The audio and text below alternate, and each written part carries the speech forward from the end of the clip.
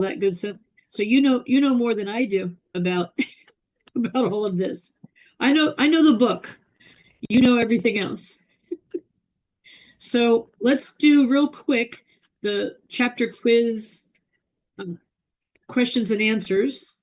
So I'm going to tell you the answers real quick, but if there's something you don't understand why, of course, go ahead and stop me at any point. So we're on page 225, and I'm going to tell you one is A,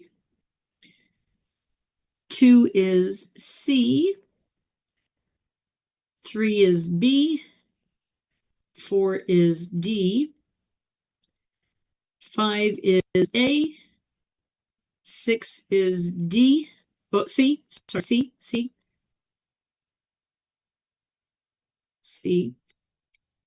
7 is B,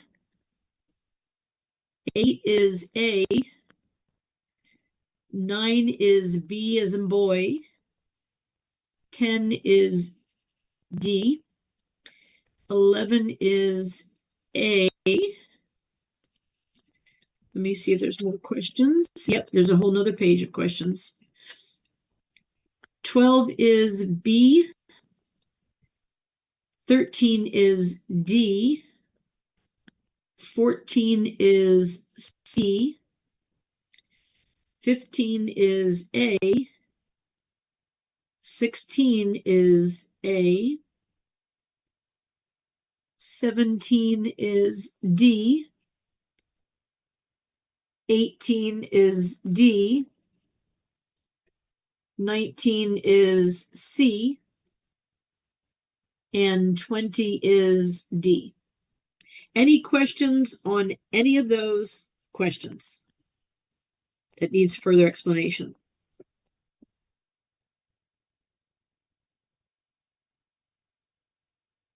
Okay, I'll just leave it there so in case somebody comes in later. Let me go ahead and give you the answers to chapter 10. Chapter 10, love it or hate it.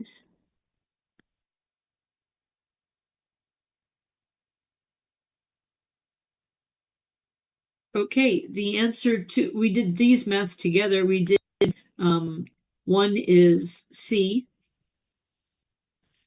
2, oh, 2, we figured out that one, and what was the answer? I think it was B. Correct? Let me check real quick. 640 divided by 16 is 40. Yeah, 40 plus another half is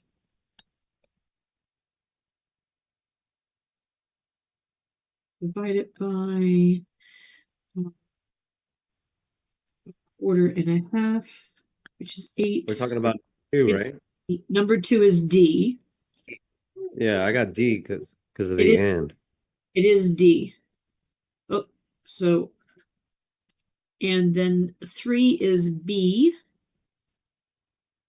4 is C. 5 is B. Oh. People keep talk right now. Turn that ringer off. Sorry about that phone. Okay. 6, the answer is C. The check is 24 miles by 24 miles. 7 is D. 8 is A. 9 is C. 10, this one, by the way, I've had this one on the state exam on every exam I took. So sales associate, broker, and I asked students, and they usually have this one as well. You're looking for the thing that's false. What's false is D. It doesn't have 36 acres. It has 640 acres, right? It's got a lot more than that. What's true is it has 36 sections. Each section is a square mile. So there are 36 square miles, 36 sections, and it's 6 miles on every side, which is 6 miles square. So those are true. what's not true, it doesn't have 36 acres. It's got way, way, way, way more than that. Okay, number 11, the answer is B. 12 is D. This usually confuses everybody, this one. 13 is D. 14 is B. And 15 is B. Any questions about any of these questions?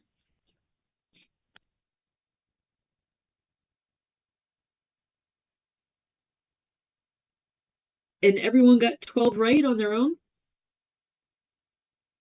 Nobody put No. A? Nobody put A by mistake? Okay. I'm surprised. I almost feel like maybe you guys didn't do your homework. And you're just waiting for me to give you all the answers. That's what I feel like. So tomorrow night, I'm not going to give you the answers. I'm going to make you guys give me the answers. And then I'm going to say, and if I hear from the same person all the answers, then I'm going to start picking people and going around the room and asking, okay, you know, Doria, what do you got for question number 1? Charisse, what do you got for question number 2? Because I have a real feeling, because in all my 20 plus years, I haven't had a class that understood question 12 correctly. So you would be the first. So I kind of think that's not what's going on here. I have a feeling people aren't doing their homework and they just got into a groove knowing that I'm going to give you all the answers anyhow. I could be wrong, but I don't think so. Okay, so we're going to jump into chapter 11. I went and actually went through the whole exam, and I figured out exactly how many questions come out of the school exam and come out of the state exam from chapter to chapter. So from this chapter, let me do a little text box. The school exam and the state exam have 12 questions. So I'm going to just type this in here. School exam, 12 questions, not 21. And then also the state has 12 from this chapter. So it's very important. The same thing as chapter 5. Chapter 5 had 12 on the state and the school exam. So there's a lot. I don't know if Louis got a chance to tell you guys, there was some highlights, maybe 4 questions that didn't make it to the highlights, which they're going to be updated. And I will help you guys with that and tell you what the ones that are missing. Because I went through the whole entire book and I checked off each question from the bubble sheet as I went, and I saw that there was like 4 missing. Let me see. I created a spreadsheet, but I can't let you guys see that spreadsheet. Let me open it up on a different monitor. You guys can't see an Excel spreadsheet, can you? No. Okay, good. All right, so let me. Okay. To pull that up, and I can tell you exactly.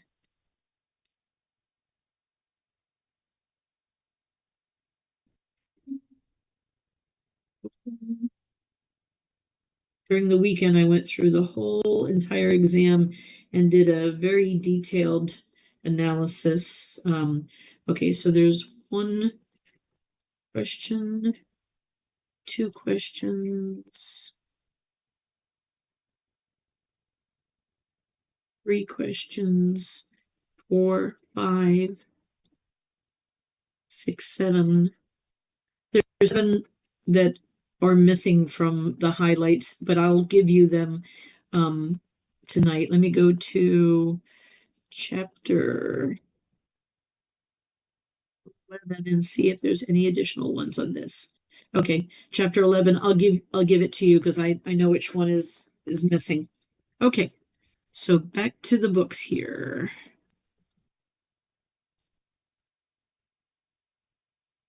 Chapter 11. There's not too much vocabulary here, but it is a very important chapter for the state exam because it is all about contracts. So I'm going to go to the page that's missing, and I'm going to show you where it is because I want to add it and I want to save it. Let's see, it's going to be on page 257.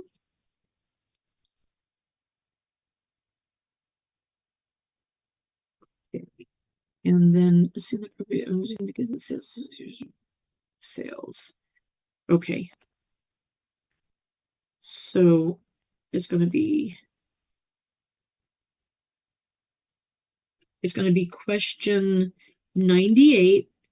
It's going to be a math question.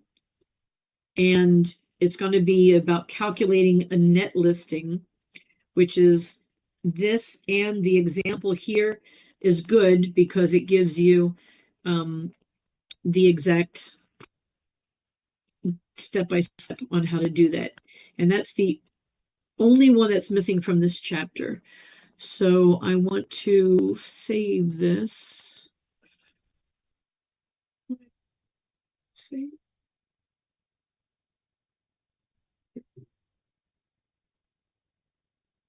Don't know if that actually saved it or not.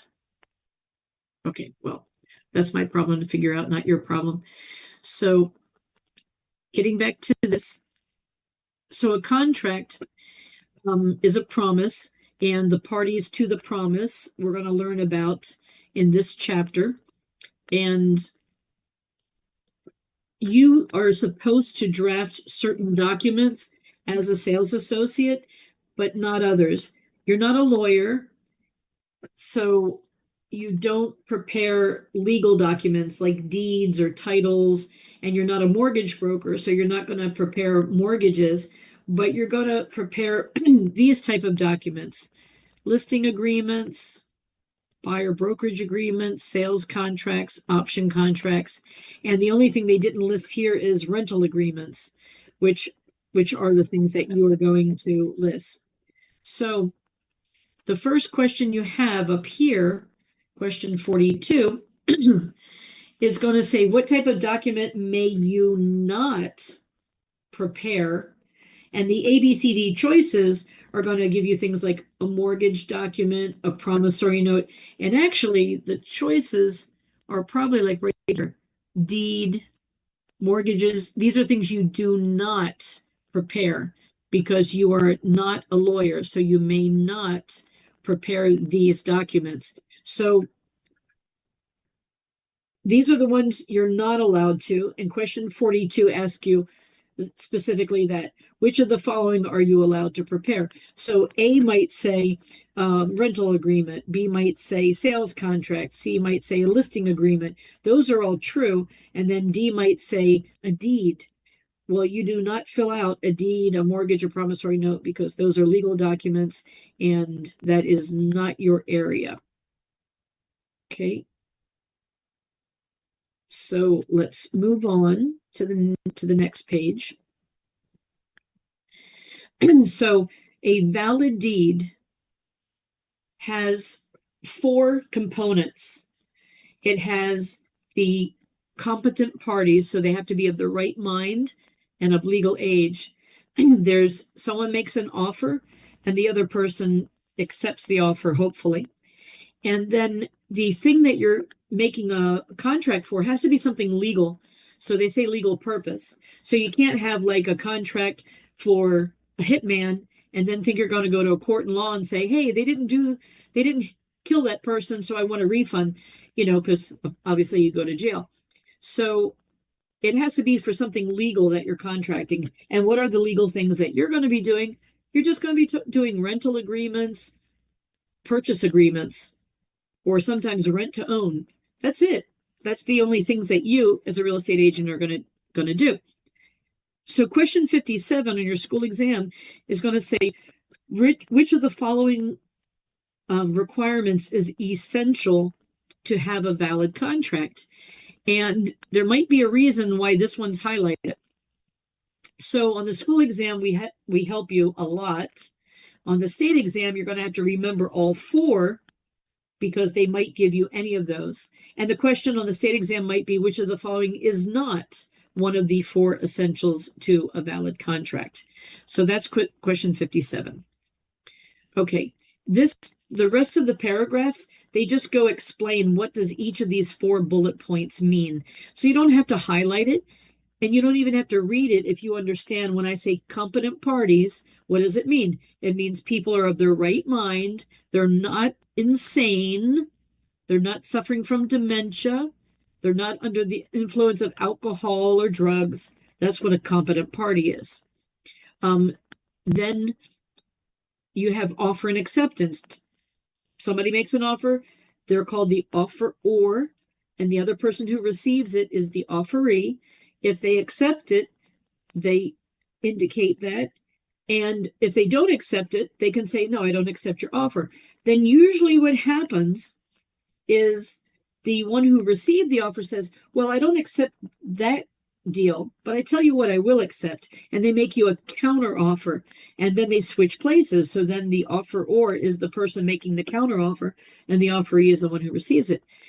Maybe that's not acceptable to the seller. So then they say, no, I won't take this, I'll take that. And it can go like a tennis match back and forth between who the offeror and the offeree is. So for a contract to be legal, there has to be an acceptance. Otherwise, it's just negotiation. So for a contract to be approved, to be accepted, that's what makes it a contract. If the person says no, it's not a contract, it's just an offer for a contract. And once the person accepts it, now we have a contract. So first thing is competent parties. Second thing, someone makes an offer, the other person accepts it. The third thing, consideration, well, that's the money. So sometimes it's not cash. Sometimes I'll exchange you my house for your boat, or your house for my house. So it could be things, but it has to have a value in US dollars, because you can't record a deed that just has things, because what are those things worth are different. You have to say, okay, I'm going to exchange it for the boat, which is valued at blah, blah, blah. So consideration is the money. There's two types of consideration. Valuable is in terms of money, and good consideration is out of love or affection. So in a contract, you might say, I will exchange this property, or I will give you this property under good consideration. And that's when you're giving it for free to your child or grandchildren or a charity. Good consideration is doing something out of love or affection. So you can write that in a contract. So you would say, okay, this property is going to be exchanged to this person for valuable consideration of $200,000, or you might say in exchange for good consideration, which is love and respect you hope they give you back when you give them the property. Okay, statute of frauds only means something is in writing. In writing. And does everything always have to be in writing? No. First, let's look at the term. Statute of frauds is what you call it when something is in writing, and it has to do with the enforceability of a contract. So if you want to go to court because the person didn't do what they promised, you say, okay, the first thing they're going to ask you is, do you have it in writing? So if you say yes, then it applies to statute of fraud, and that applies to all of these different types of things. A purchase contract, an option, a deed, a lease that is longer than a year, or a listing agreement that's longer than a year. So if something is less than a year long, it doesn't fall under statute of frauds. You don't have to have it in writing. It could be a verbal agreement. So if you have a rental agreement verbally to, let's say you rent to a cousin or something. If it's less than a year, like, hey, I'm going to let you rent out a room for 4 months until you get up on your feet. Well, that doesn't have to be in writing because it's less than a year. If it was, I'm going to let you stay here for the next 2 years, then that would have to be in writing because the normal is 1 year, a contract. So if it goes more than a year, that's something you'd have to prove in writing that this person has an agreement for something that's going to continue longer than a year.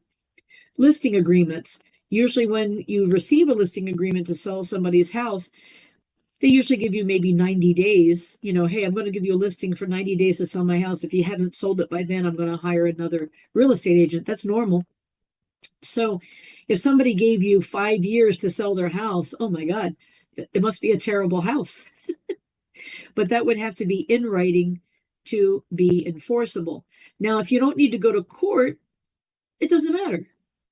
You only need it in writing to be able to go sue somebody in a court of law, and then it has to follow statute of frauds. So question 87 on your school exam is going to give you a list of examples, and they're going to say which of the following does not have to apply to statute of frauds. Statute of frauds, the only meaning is it must be in writing to be enforceable. So if I said they're going to rent your apartment for 10 days, do you have to have that in writing? No. No, because it's less than a year, correct? Okay, so you got the idea. So question 87 is all about which of the following does not apply to statute of frauds. And all it means is, can I go to court and sue this person? So if you want to go to court, you need to have it in writing. You need to have it in writing if it's a purchase agreement, an option, a deed, a rental that's longer than a year, or a listing longer than a year, or even this one longer than a year. Okay, so that's all that is. There is statute of limitations. How long can you sue somebody after the fact? So according to the statute of limitations for real estate, any written contract, you can sue somebody up to 5 years after the thing didn't happen. If it's a verbal contract, you can still sue somebody up to 4 years, but it's a lot harder to prove a verbal agreement than it is when you have something in writing. Okay. All right. So what are the parts of a contract to make it valid? What are the things you have to have on a real estate contract? Of course, we talked about competent parties, offer and acceptance, has to be something legal, has to be something in writing, and there has to be some money or something worth money exchanged. Or you could put in good consideration, then it's technically not money. What are these words? Oops. Void, voidable, and unenforceable mean when it comes to a contract? A contract is void if it's missing one of the requirements. So remember, we said you have to have competent parties, you have to have consideration, all of those things. So it's void if it's missing one of those things that make it legal to begin with. So if you find out later that the person is a child, a minor, and so they're not considered to be competent to sign a legal document, that makes the contract void. If you, anything else that's missing, if you find out they were, have dementia and they signed over their deed to somebody, then you could get that voided because it's missing one of the essential elements. Something that is voidable means if you would like to void it. So it's interesting because dealing with a child may be considered void or maybe not. Sometimes children, when they become 16 years old and they try to get emancipated, have you ever heard of that? They want to be treated like an adult. So they want to basically divorce their parents. So at age 16, which is under the legal age, sometimes they can get treated as adults when it comes to a court of law. So if you're dealing with a child and something goes wrong on that contract and the seller tries to say, oh, I didn't take them serious, they're a child, they're a minor. Well, if that minor was emancipated, you could say, no, this holds up in a court of law because they are actually considered to be as an adult. So the child could get out of it. The child could say, no, I wasn't competent to sign that. But the adult who signed the contract on the other side of the transaction, buyer or seller, depending upon the transaction, they're held to the fire. They're accountable because they're the adult and they're supposed to know what they were signing. The child could make it voidable or ask to keep it in place. Unenforceable means the court will not force the person to do it. So for the court of law to force somebody, the first thing, they want to see it in writing so they can review what was signed, and then they make a decision whether they're going to enforce the contract or not. Any questions so far? All right. No. So there's two different names for contracts. There's something that's called formal, and that means it is in writing. You don't need to memorize this Latin phrase and stuff. So informal is what you would call a verbal contract, and there's other words. So informal is oral, which is the same thing as verbal, and also they call it sometimes a parole contract. It's just a name. And there are conditions where you can go to court and enforce something verbal. There's, too many different variables, so it's not worth giving you examples, because you might have, witnesses and. So it's not that you cannot take someone to court for a verbal offer and a handshake. You can, but it's going to be a lot harder to prove. So just terminology. Formal means it's a written contract. Informal means it's a verbal contract. And other names for verbal are oral and parole. So all of those, verbal, oral, parole, informal, mean the same thing. Then we have something called a bilateral contract and unilateral. It's like bicycle and unicycle. A bicycle has two wheels, right? So a bilateral contract means both sides must perform. A unilateral, like a unicycle, is one wheel. Only one side must perform. The other one, it's optional. And question 85 on your school exam is going to give you like an example of a car dealer that tells people, hey, I'm going to give you a $5,000 bonus, whoever sells X amount of cars this weekend. So it's considered unilateral because nobody has to sell anything. So the salesmen aren't obligated to sell X amount of cars, but if they do, then the dealer is obligated to pay them what they promise for the bonus. So unilateral, I don't know why on a school exam they give you an example of a car dealership. They should have just said like timeshare. They do this all the time. They have spiffs. They'll say, okay, anybody who sells 2 today will get an extra $500. And if you can sell 3 today, we'll give you an extra 1,000. And that's besides the commission that you're getting. So they do that a lot in timeshare. They'll give you, they'll have like a contest. Hey, whoever sells the most this month will get a free trip to Cancun, and things like that. That's a unilateral, because what if nobody sells anything? They just don't get the trip.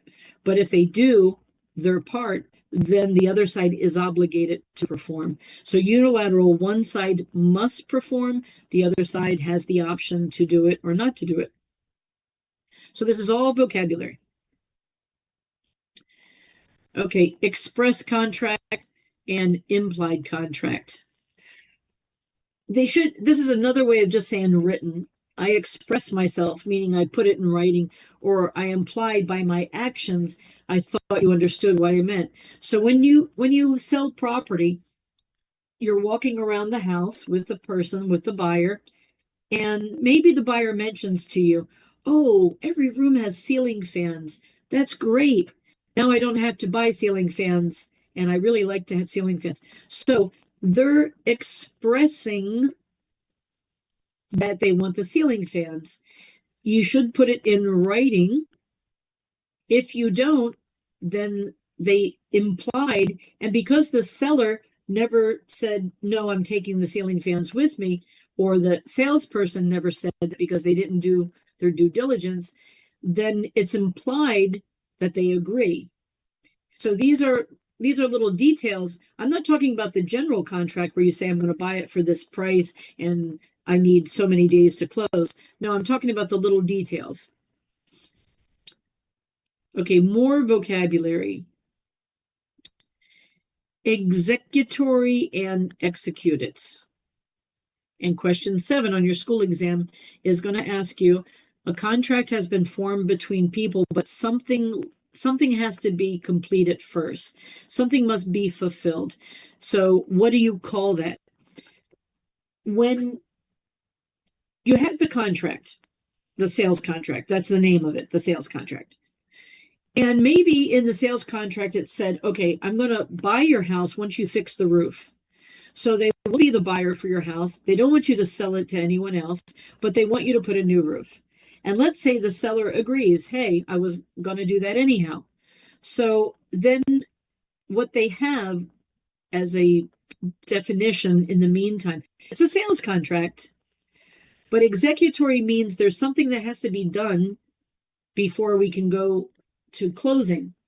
And once everything's been completed, they say it's a fully executed contract, which means any outside agreements to do anything else has been completed and we're ready to move forward to closing. So executory means something's in process and needs to be finished first.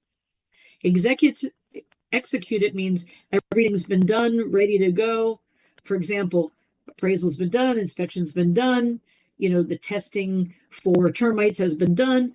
We're ready to go to closing. So a fully executed contract is something that is ready to move forward to the closing. Here's a little review of all of those words I threw at you. So formal is when it's in writing. Informal is verbal. Another name for that is oral or parole. Bilateral, both sides have to do something in a contract. Unilateral, only one side must perform. Express is when I clearly write out all the terms and conditions that I want. And implied is when I thought they understood and they agreed based upon their actions, the conversation, the fact that they didn't correct me and say, oh no, the ceiling fans doesn't come with it. I assumed that it comes with it. It's always better to express yourself, because in the contract there's paragraphs where you can say what you want to be left, and sometimes it will say appliances room by room. Like the kitchen, it will say refrigerator check, microwave check, stove check, dishwasher check. Because if you don't put it in writing, the seller could take those things with them after the closing, because it's personal property. It's just plugged into the wall. They can unplug it, take it with them. But if it's stipulated in the contract as fully express, then you don't have the same problems. They might still steal your stuff, but then it becomes theft if it's in the contract that they were supposed to leave it behind. Okay, so executory means something has to be performed or done first, and executed means all the terms and conditions are done and ready to move forward to the closing. This is just explaining what I explained above. Contract negotiations. So somebody makes an offer. I made an offer, you can't refuse. And the person who makes the offer, the giver, is called the offeror. We don't want to say it's the buyer, it's the seller, because the roles can shift. It's strictly the person who makes an offer. So maybe the buyer makes an offer. They're called the offeror. The person who receives the offer is called the offeree. And if they accept it, then we have a contract. If they don't accept it, there's no contract. So maybe the person receiving the offer says, you know what, it's a decent offer, but this is what I want. So that becomes what we call a counter offer. And the people change positions. That's why we don't say the buyer or the seller is the offeror or the offeree, because it depends on who's making the offer. So play along with me. Let's Dorian, let's pretend like we're negotiating, okay? You want to be the buyer or the seller? Buyer? Okay, you're the buyer, I'm the seller. So I'm trying to sell my house for $500,000. You make me an offer. I can go as high as 478. Okay, that's a decent offer. He's the offeror. I'm the offeree. I receive his offer. If I accept it at that moment, then we have a contract in play. If I say to him, I appreciate your offer, but really I can't take less than 490 because, I have a mortgage balance and I have a lot of things I have to pay. But, I'm willing to come down and, coming down $10,000, that's a decent chunk of money. So I'm going to offer you it at 490. Do you accept? If we're still negotiating, I would then present to meet me in the middle at about 485 under the conditions that Okay, so now I'm no longer the offeror because he just made me a counter offer at 485. I could either accept it or I could give him a counter offer to that. I could say 487, or he could tell me go kick rocks because he thinks he came up, a decent amount. So either party can back out because this is just negotiation. He could say, you know what? I thought I was giving you a fair offer. I've looked at the other properties in the neighborhood. You have neighbors that are selling theirs for 450. The only reason I came up is because your house is an exceptional quality and has a pool. But I think I'd be better off going with one of those and negotiating down. So he could totally say no and walk away. And I might be, no, wait. Give me a counter offer. He doesn't have to. He's not obligated, and also the seller's not obligated. He could have told me 478. I could have got insulted and said, I offered it at 500 at a sacrifice. This house is worth 6. That's not even a serious offer. And I could ignore him and say no. And I don't have to give him a counter. He doesn't have to give me a counter. It's just vocabulary. What do you call it when somebody makes a different offer? It's called counter offer. Now, what happens when someone makes a counter offer, then it terminates the previous offer. So once someone makes me a counter offer, so if he said 478 and I got insulted, I could have gone the other way. I could have said, no, I want to sell it for what it's really worth. I want to sell it for 600,000. And that becomes my counter offer. It doesn't have to be lower. I could say 600,000 and he would say, oh, but you have it listed for 5. Okay, I'll buy it at 5. No, sorry. I don't have to accept. So when someone makes a counter offer, it eliminates all the previous offers. So they use the word terminate, but on the state exam, they use the word it kills. It kills all previous offers. So in here, we're talking about counter offers. And what does it mean? So counter offer eliminates all the previous offers. Now, acceptance. If somebody accepts an offer, now we have a contract. They could reject the offer, meaning we have nothing. The offeror, whoever it is, whether it's the buyer or the seller, could say, oh, you know what, I withdraw. They could take it away. There's a time limit. So you could say, hey, this offer is good for the next 48 hours. After that. Okay. So lapse of time cancels an offer. And then these beautiful things, death or insanity. Okay. So if the person who made the offer dies, then that's the end of the negotiation. Either side dies. That's the end of negotiation. Or if anyone's crazy, and that's not just saying, "Oh, I'd have to be crazy to sell it to you for that price." That's not the insanity we're talking about. We're talking about, actually diagnosed insane. That would get rid of. So even if it was accepted into a contract, if somebody went nuts or somebody died, it cancels the contract as well. Destruction of the property. So we know with the hurricanes all too well You might have signed the contract before Milton came through town and now you don't have a roof. The buyer is not obligated to continue with the sale when it's been destroyed or damaged that way. You have to go back to negotiation. So maybe they say, hey, when you fix the roof, I'm willing to buy it. And then the seller can say, you know what?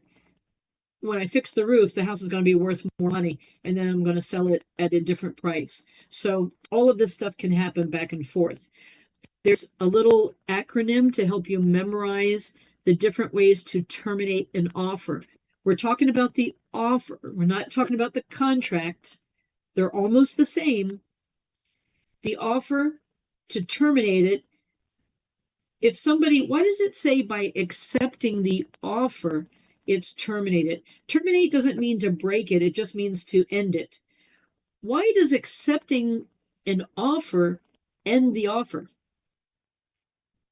Because then we're going into contracts. Correct. So then it's no longer an offer. Once it's accepted, it's not an offer anymore. It's a contract. So that ends it. But these are other ways. Could be withdrawn, insanity, lapse of time, death, counteroffer, acceptance, rejection. So these are ways to end the offer, end the negotiation portion. And then there's almost the same ways to terminate a contract. So to terminate a contract is performance. Interesting.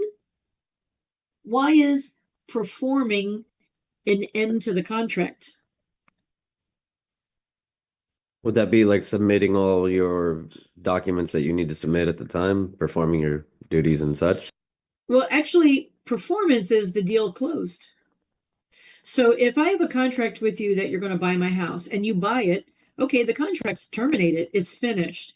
The word terminate has a negative connotation, but termination in real estate just means it's over. It doesn't mean it's canceled necessarily. It could be, but if you perform, okay, the contract's done. So what if you rent an apartment from me for a year? The year's finished, you rented it. Now the year is over, the contract is over. So we've performed. I gave you the apartment, you paid me the rent. We've fulfilled. Another word for it is fulfillment. That's probably a better word to help understand. So performance is when you fulfill all of the terms and conditions of a contract and it's over.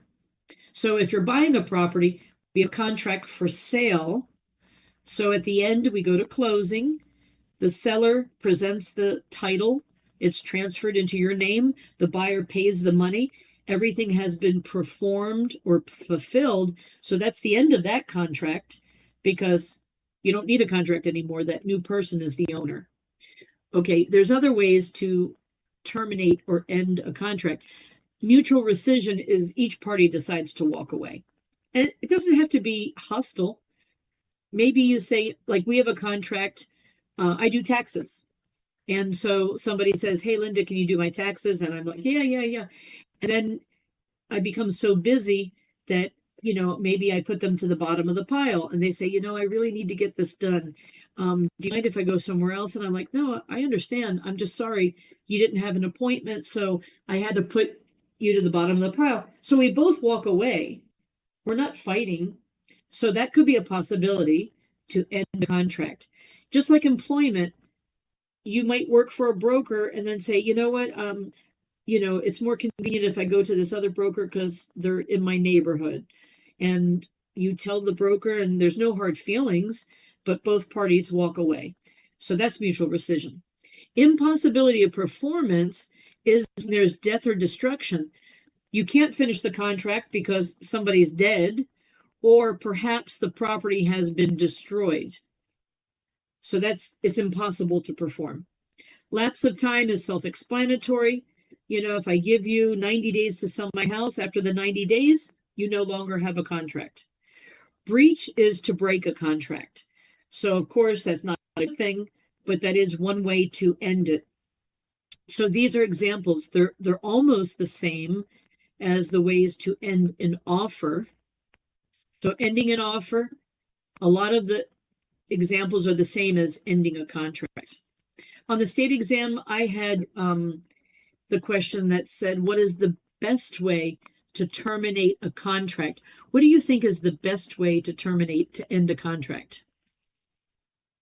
Closing, performing it, fulfilling it. finishing it, fulfilling it. Yes, by doing it. So that's performance. And I had that one on my state exam. Okay, what if somebody breaks a contract? Remedies for breach, breaches to break. There are 4 possibilities. You could ask a court of law for specific performance, ask a judge to make them do that thing. So that's specific performance. You could ask for liquidated damages, and liquidated damages is the deposit that's being held. At this point, that's the only thing that's there. Rescission, you could ask a judge to let you out of the contract. It might be that there was a hurricane and, the person's trying to sue you to make you buy their house, and they take you to court and you're trying to get your deposit back. And you could say, Your Honor, the house has been destroyed. Look, here's the before, here's the after. So rescission is to get released from it. And then compensatory damages is compensation that's more than just the deposit. So imagine at the closing table, the seller decides not to sell it to you at the closing table. And you're like, hey, I already got the appraisal. I already got the loan. Money's being wired. Why aren't you selling it? Well, I just decided I like the neighborhood. I'm going to stay there. Hello? It's not, oh, but you can have your deposit back. I'll give that to you. I give permission for them to give you your deposit back. Well, excuse me, but screw you. That's not enough. You waited to the closing table to tell me you wanted to stay in the neighborhood. I already have movers with my stuff in the truck. I already canceled my lease. And, I'm ready to move in. I already did my change of address at the post office. No. That's not enough for my deposit back. So then you can go to court of law and ask for compensation for all your out-of-pocket expenses. Might be that you had to stay at a hotel, might be that you had your stuff in storage. Anything you could ask a judge, say, this is what I had to spend, plus I did an appraisal, and I did inspections, and this, and this, and this, and it's not enough, Your Honor, to get just my deposit back. I need to be compensated for all of these things. So if a judge agrees, then that's called compensatory damages. The difference between compensatory and liquid is the money that's sitting there. It's the deposit that the broker received and put in, if you remember the chapter, put in either a Florida bank, Florida title company, or Florida attorney. So that's the money sitting there. So these are 4 remedies for breach. It is going to be on your school exam, question 14, which might say, which remedy for breach ask the courts to force the person to do the things they contracted for. So which of them forces them to complete is specific performance, which is question 14, and that's why it's highlighted. So can I ask a silly question? Go ahead. So the specific performance, would that force the seller to actually sell the home in that Yes. instance? Or- Yes. Yeah. Yeah. They would have to. Yeah. The judge might get mad at the seller because what? You just decided now you like the neighborhood. Come on. I think there's something else involved. And maybe you have information. Hey, I heard that they were selling it to their neighbor. They're not going to stay in it themselves. They just, their neighbor wants it. Because, maybe while you're, how it is when you're buying something, you like to go visit it all the time and take people with you and show it and walk around it. Maybe the nosy neighbor says, hey, get off my grass. And like, what are you talking about? Your grass? I'm buying this house. We're going to closing tomorrow. Oh, no, you're not. And now I found out that they made some deal with the neighbor. So I would go to a judge and say, Your Honor, they played dirty. It's not because they like the neighborhood. They have no intention of living in it. They already made a side deal with somebody else, even maybe for more money or not. But Your Honor, I want them to sell it to me. I already did the work, already got the loan, already have put everything in place, and they just changed their mind at the last moment. So those are the 4 options you can ask for a court. I want the deposit back, or I want to get out of the contract, or I want more than the deposit. I paid for this, and this, or force them to sell it to me. Okay. Assignment and novation. Assignment is when you transfer a contract to another person. So you have an accepted contract, and maybe you can't buy it because something changed. Maybe you lost your job or whatever. So a friend of yours might say, hey, listen, I like that house. I would buy it for the price that you agreed upon. So all you're asking is to change the names that are in the contract. That's called assignment. But just because you want to assign, which means to transfer it to another, doesn't mean the owner's going to want to sell it to that person for whatever reason. So not every contract is assignable. You have to ask the other party, hey, by the way, I can't do this. For example, you want to rent a place and something changes, but I found you somebody else to take over my contract, and you sublease it to them. So the landlord doesn't have to accept that person. They can say, oh, we need to do a background check and whatever. So assigning it, you're called the assignor, the giver. The person who accepts the assignment is called the assignee, but that does not mean the other party has to agree upon it. And that's what they're talking about here. And novation, that word novation, this bold word, is when you substitute one person for another. So you don't change the terms and conditions. It's kind of like finding somebody to take over your loan, your car payment, your lease.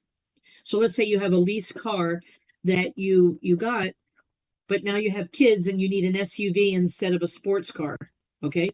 But you have a lease and you're not going to be able to get out of it. So you might go to, the car dealership and say, I found for you somebody qualified who can take over my payments. And so the payments remain the same. The terms and conditions all remain the same. You're just substituting names, but the other party does have to agree. And if they agree, it's called novation, substitution of names of one person for the original person. So this is all vocabulary. So again, an assignment is when you're trying to give responsibility to somebody else. You're trying to assign your obligation to them. You are the assignor. If they accept it, they're the assignee. But just because they agree to accept the assignment doesn't mean the other party to the contract agrees. If they do agree, then they allow what's called novation, which is they completely remove the original person's name off of all the documents and substitute it with a new person. That's called novation. Sometimes, let's say the bank, you're in trouble and you're going to lose the house. So you say, oh, I found a qualified buyer and this and that and the other. But maybe that person doesn't really qualify for the loan, even though they want to accept the payments. So the lender might say, well, you can do that, but we're not going to novate the loan. So they're not going to remove your name as the responsible party, but they have no issue with you letting that person pay you the amount and you send it in. So that's just an example. Okay, a listing agreement. Okay, that's when they say employment. That's when somebody's basically hiring you to sell their property. And there's something on the state exam that comes up, and it's the only thing that I've seen on the state exam to come up as a question. It says, what does all listing agreements, they have to have this. And the thing for the state is a definite expiration period. So the other things that are flexible are the listing price, which can change, and all these other things should be there, the signatures of the party, etc. But it must have an expiration, because what happens is it used to be this way before they made this rule, that brokers used to bury in the language of this big contract that they gave that there's an automatic renewal at the end of the listing period. So if it's an automatic renewal, how can you ever get rid of that broker? So they did that on purpose. So that way, if you hire somebody else, now they're the ones that are going to be entitled to the commission. And whether they give it to the new person or not, So it's almost like putting a lien on it. So if I don't have a definite expiration date, then I can't get rid of this person. So for example, they give you 30 days to sell the house. At the end of 30 days, they come back to you and say, oh, you know what? I got a lot of good leads. I just need another 30 days. You can agree or not agree as the seller, but you must write a new listing agreement. The old listing agreement cannot be renewed and it cannot be extended. It has to be completed, and then you negotiate a new listing agreement with a new expiration date. Are we good so far, everyone? A lot of terminology coming at you. Okay. And there's more, but wait, there's more. Okay, so there's different types of listing agreements. And you're going to have 2 questions, maybe even 3 on the school exam about it. Okay. First of all, there's what's called an open listing. And like it says here, 1 or more brokers can try. So the seller of the house is not giving you an exclusive. They're giving, hey, anyone want to sell my house? I'll pay you. I'm willing to pay anybody. I don't care who does it. So that's an open listing. Obviously, that's not good for you as a real estate agent. If you don't have an exclusive listing, then anyone else can sell it and you did all that work for nothing. So it's not the best position to be in, but it is a position. So an open listing is when there's not any loyalty to any one broker, only the broker who sells it gets paid.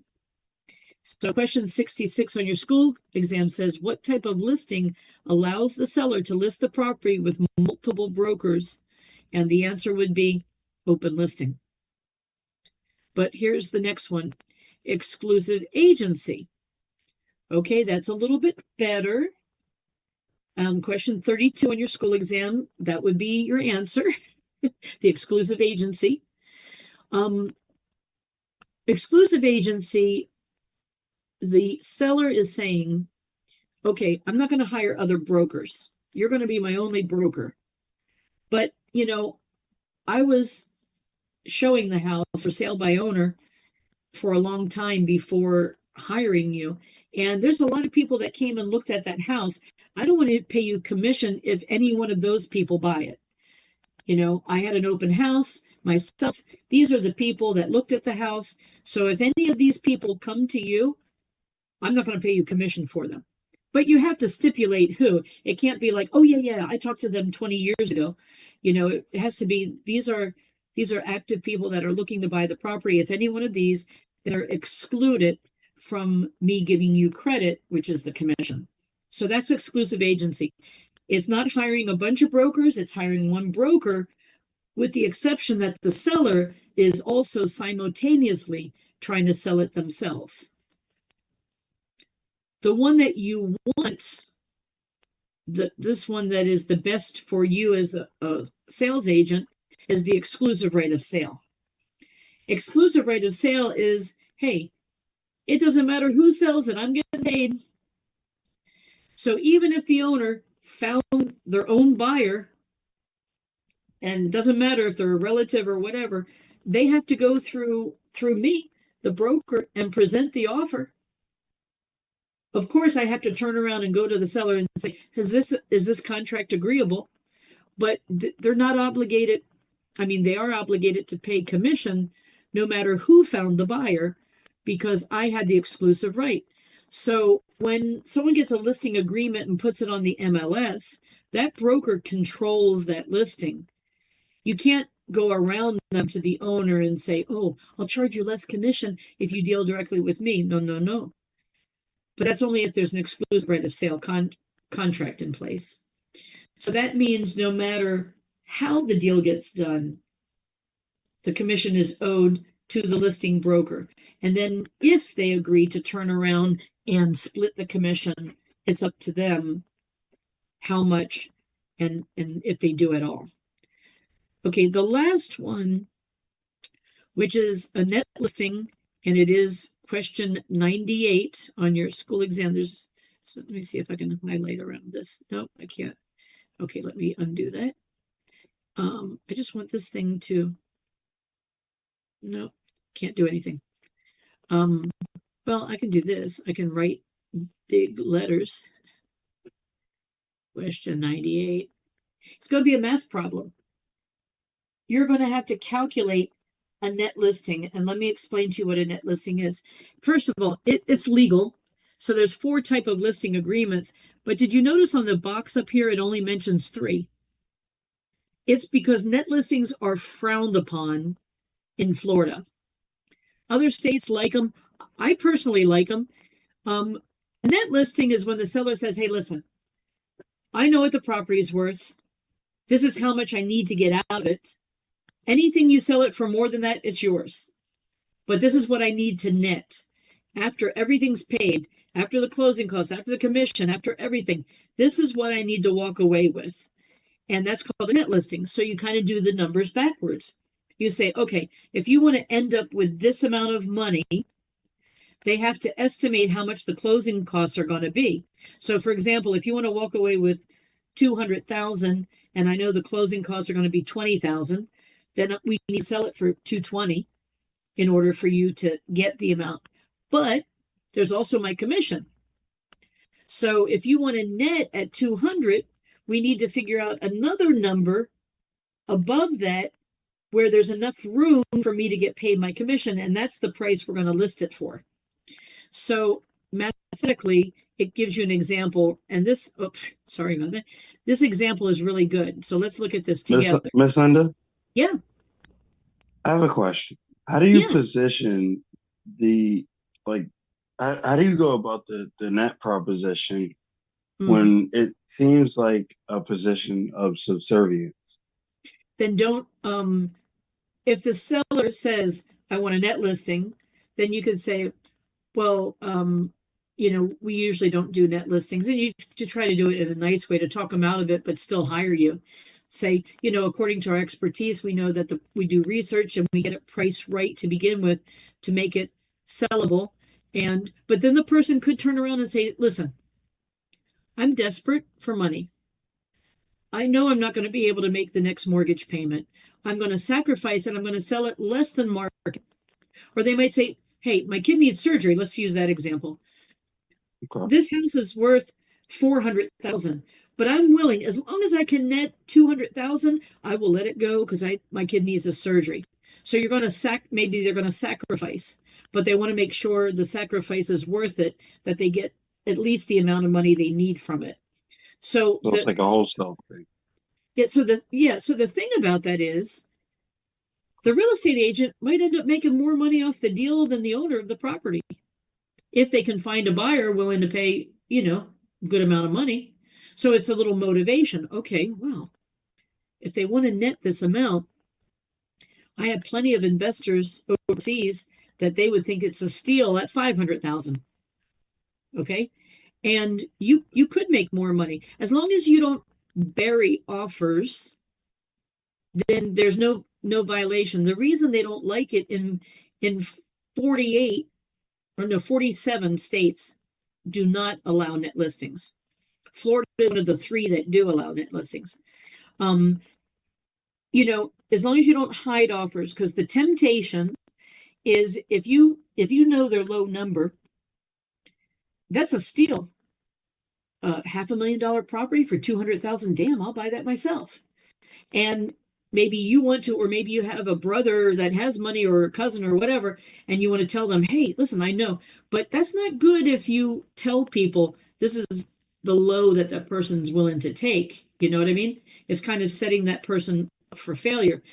But as long as you don't hide offers. So let's say if you get an offer for 210 and you don't want to tell the seller because you want to buy it yourself. You need a little time, or your cousin wants to buy it.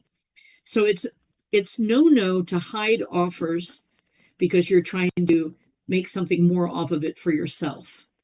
So net listing is okay as long as you're honorable, and they're not okay if you're not. But a lot of people get tempted with money, so that's why 47 states say, you know what, no net listings, just to avoid the issue. So this is an example how you do the math. So assume the property owner wants to net 142,000. So that's what they want to walk away with. The sales associate must assist them with coming up with a list price that covers the closing costs and the commission. The sales associate estimates the closing cost for $3,700. I think they're definitely underestimating the closing costs, but it is what it is. So what you do is you would add the closing costs. Okay, so that's $145,700. And then you negotiate the commission. Okay, how much commission are you going to pay me? In this example, 6%. Everything in real estate is negotiable, so it doesn't always have to be 6%. It could be a number. So what do I need to price it for in order to get my commission, to cover the closing sauce, and they still get $142,000. So this is mathematically how you're going to do it. So let's pretend it's 6%. 100% of the sales price minus 6% means the owner's going to walk away with 94% of the value. So they need to make $145,700. And that doesn't represent 100% of the value. It represents 94% after the deal is done. So you divide it. You take 145.7 divided by 94%, and your calculator will tell you it's 155,000. So now if you want to test the theory, go ahead and take 155,000 times 6%.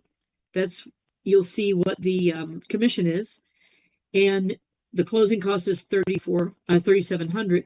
So minus the commission, minus the 37, it should net at 142 or pretty close to it, you know, a couple dollars off. I'm going to take a calculator and see what that does. So if I need 145,700, that's the net price and the closing costs. I'm going to divide it by 0.94. That means I need to sell it for 155. Can you see my calculator or you can't because you're just seeing the screen, the book? We could only see the book. Okay.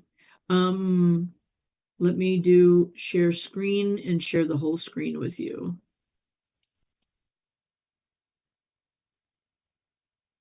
Okay. Now can you see the calculator? Okay, so let me do it from the beginning. Okay, this person wants to net out at 140,000, but you know the closing costs are going to be whatever they are. So in this case, I'm going to add the 3,700, which means they need 145,700 in order to net out. But then there's my commission. So 100% of the sales price would have been the 145.7, but they're not going to get 100%. They're going to get less my commission. My commission is 6% in this case, which means the owner's going to get 94%. So I divide by 0.94 and it tells me 155,000. If I want to test this, I would take 155,000 times 6%. My commission is 9,300. So if I want to test that, I could say, okay, 155,000 minus 9,300 equals that 145.7, which is the 142 for the net plus the closing costs. So you can always test it out. So that's step by step how to do question 98, which is a math question, and it's going to tell you exactly the setup. The number's actually pretty close to this one. I'm not going to tell you because, you know, but they're pretty close to this example. Within a few $100s, pretty close. Okay, so let me go back to sharing just the book. Okay. Okay, so we had 4 different types of listing agreement. We had an open one that anyone can try. Then we had a little bit better called exclusive agency, where I'm going to hire your company, but the seller is going to keep trying to sell it on their own as well. And then I have exclusive right of sale, which is the best for the broker because anyone sells it, that broker's getting paid. And the net listing is everything I just explained. Okay. Let's see what's next. So A buyer broker agreement is if you represent the buyer, and the seller's broker agreement is when you represent the seller, kind of self-explanatory. You don't need to highlight anything because they don't ask you details about that on the state exam. And we talked about the MLS in chapter 1. That's a computer database that they share information between realtors, people who have joined the association. Let's talk about when is the commission actually earned? There's two different things, and this is really interesting. There's a thing called find a purchaser, and there's a thing called effect to sale. And the listing agreement, if you put find a purchaser, then the real estate agent only has to find a buyer who's ready, willing, and able. So even if the deal doesn't go through, you get paid commission. It's kind of like selling timeshare. When, they have those people at booths. Hey, you're on vacation. Hey, you want Disney tickets. Okay, do this timeshare presentation. It's 90 minutes and blah, blah, blah.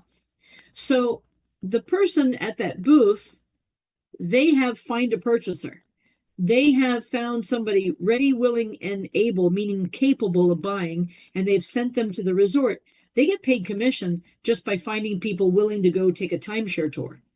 So that's why some will offer you Disney tickets, other ones will offer you cash, because those are independent businesses. So their job is to find people willing to attend the timeshare tour. And they've earned their commission once they found somebody who's ready, willing, and able. So ready, willing to go, and able, meaning supposedly they're financially capable. You can't go up to a homeless person and say, hey, you're willing to take this, 90-minute presentation, you'll get free coffee. No, it has to be somebody. Now, how do they know they're capable? They ask questions. Do you make at least $50,000 a year? If you're married, both of you have to go. Are you employed? Are you in bankruptcy? They ask these qualifying questions. And of course, the person can just say, yes, yes, no, no, yes, yes, no, no. It's not like they actually bring a paycheck stub to any of those presentations. So they have won their money just by finding somebody. Now, effect to sale is when you get paid commission once you really do the deal.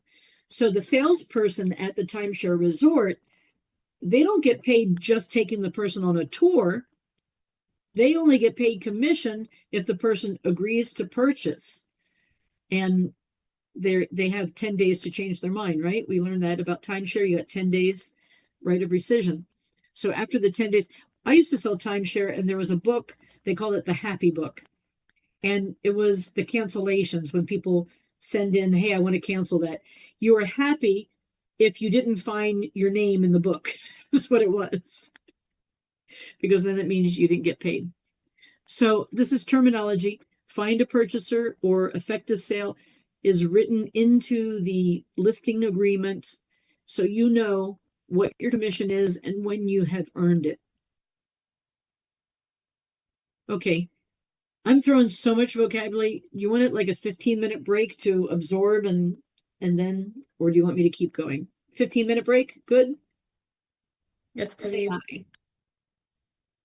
hi. I like that.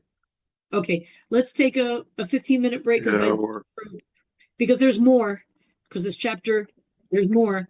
But I think it's too much all at one time. So let's take a little quickie break and come back.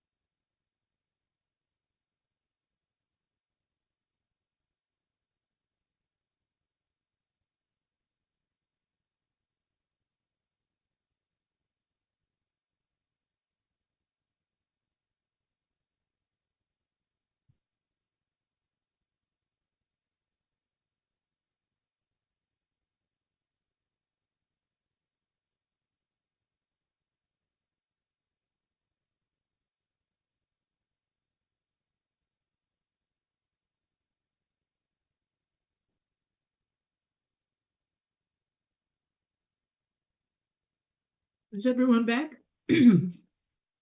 Yes, I'm back. Okay.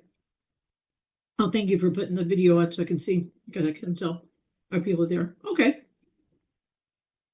So now we're going to talk about what is an option contract.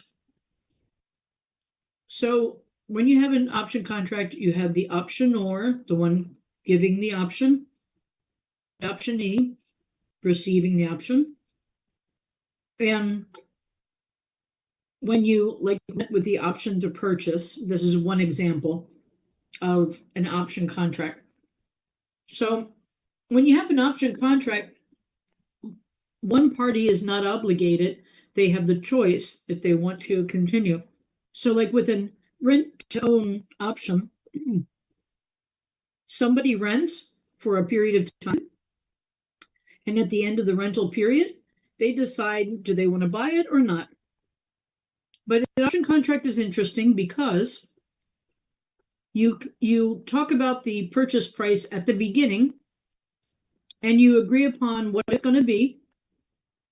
And as the rental period finishes, it's not like the seller, the seller can't say, oh, that was what it was worth a year ago. Now it's worth this much. When you sign it, they're agreeing this is the price I'm going to sell it to you for. And they're giving you time to do whatever you need to do. So some people might say, I like the house, but I'm new to the area. So I don't know how the schools are. I want to check it out first and live here. So, I want like 6 months to rent it before I make a decision if I want to buy it or not. So if the seller agrees, then they make up a contract. So the option, only one side is obligated. The seller is obligated if the renter says they want to buy it, they must sell it at the price they pre-negotiated at the very beginning. So that's what in rent to option, what people don't understand about rent to own, everyone thinks that means that all the rent will go to the purchase price. No, it doesn't. What it is if the landlord charges you more than what's normal for the area. So for example, a house that type would go for $2,000 rented, but they're going to rent it to you for $3,000 a month with the option to purchase it at the end of the rental period. So not all of the rent will apply, only what's over the normal market. So if the normal market's $2,000 a month, they're charging you $3,000. Only the extra $1,000 can be applied towards the purchase price as part of the down payment. I just want to mention that because a lot of people misunderstand. They think rent to own means all of the rent goes towards owning it. No, it just means you're not ready to buy and you have to do something and you need more time.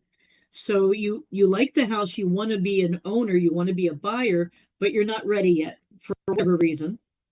And the seller agrees to wait, to give you time to be ready.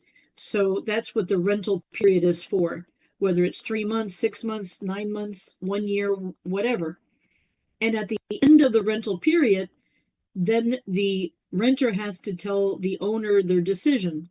Do they want to move forward and purchase it? If they say yes, they already agreed upon the purchase price from the very beginning.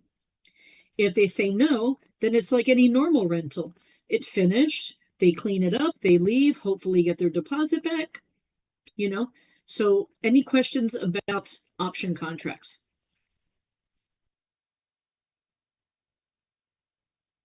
One thing, is on the state exam, they might say, which of the following is an example of a unilateral, meaning a one-sided contract? And options would be an example. Another thing on the state exam, they might say, what does there have to be? You have to have some type of consideration, and there has to be a time period. The information required, all the terms, what the sales price is, what the date is, and all of that has to be agreed upon beforehand. If the buyer chooses not to purchase the property, do they return that overage that they were paying? No, that was what they agreed upon because not necessarily the seller wants to wait around. Maybe the seller wants to sell the property, but they haven't had a lot of interest and they don't really want to have their money tied up for the months, because at the end, what if the buyer can't get credit or whatever, then the owner wasted all of that time. Their house could have been on the market and sold. So not necessarily like a seller wants to give you rent with the option to purchase. It's just something that they might negotiate and offer, especially if they haven't got anybody else looking at the house, you know? The only normal reason I would think the seller would want to do that, you know, when you buy a house, sometimes there's a prepayment penalty on the loan. Like if you get off early, they penalize you. So maybe if you want to sell a house, you say, hey, listen, I'm going to rent it to you for a year, and then you let me know if you want to buy it. And maybe that's all the time that the owner needed to get rid of that prepayment penalty. So, you know, there's all kinds of motivations behind it, but they don't give that overage.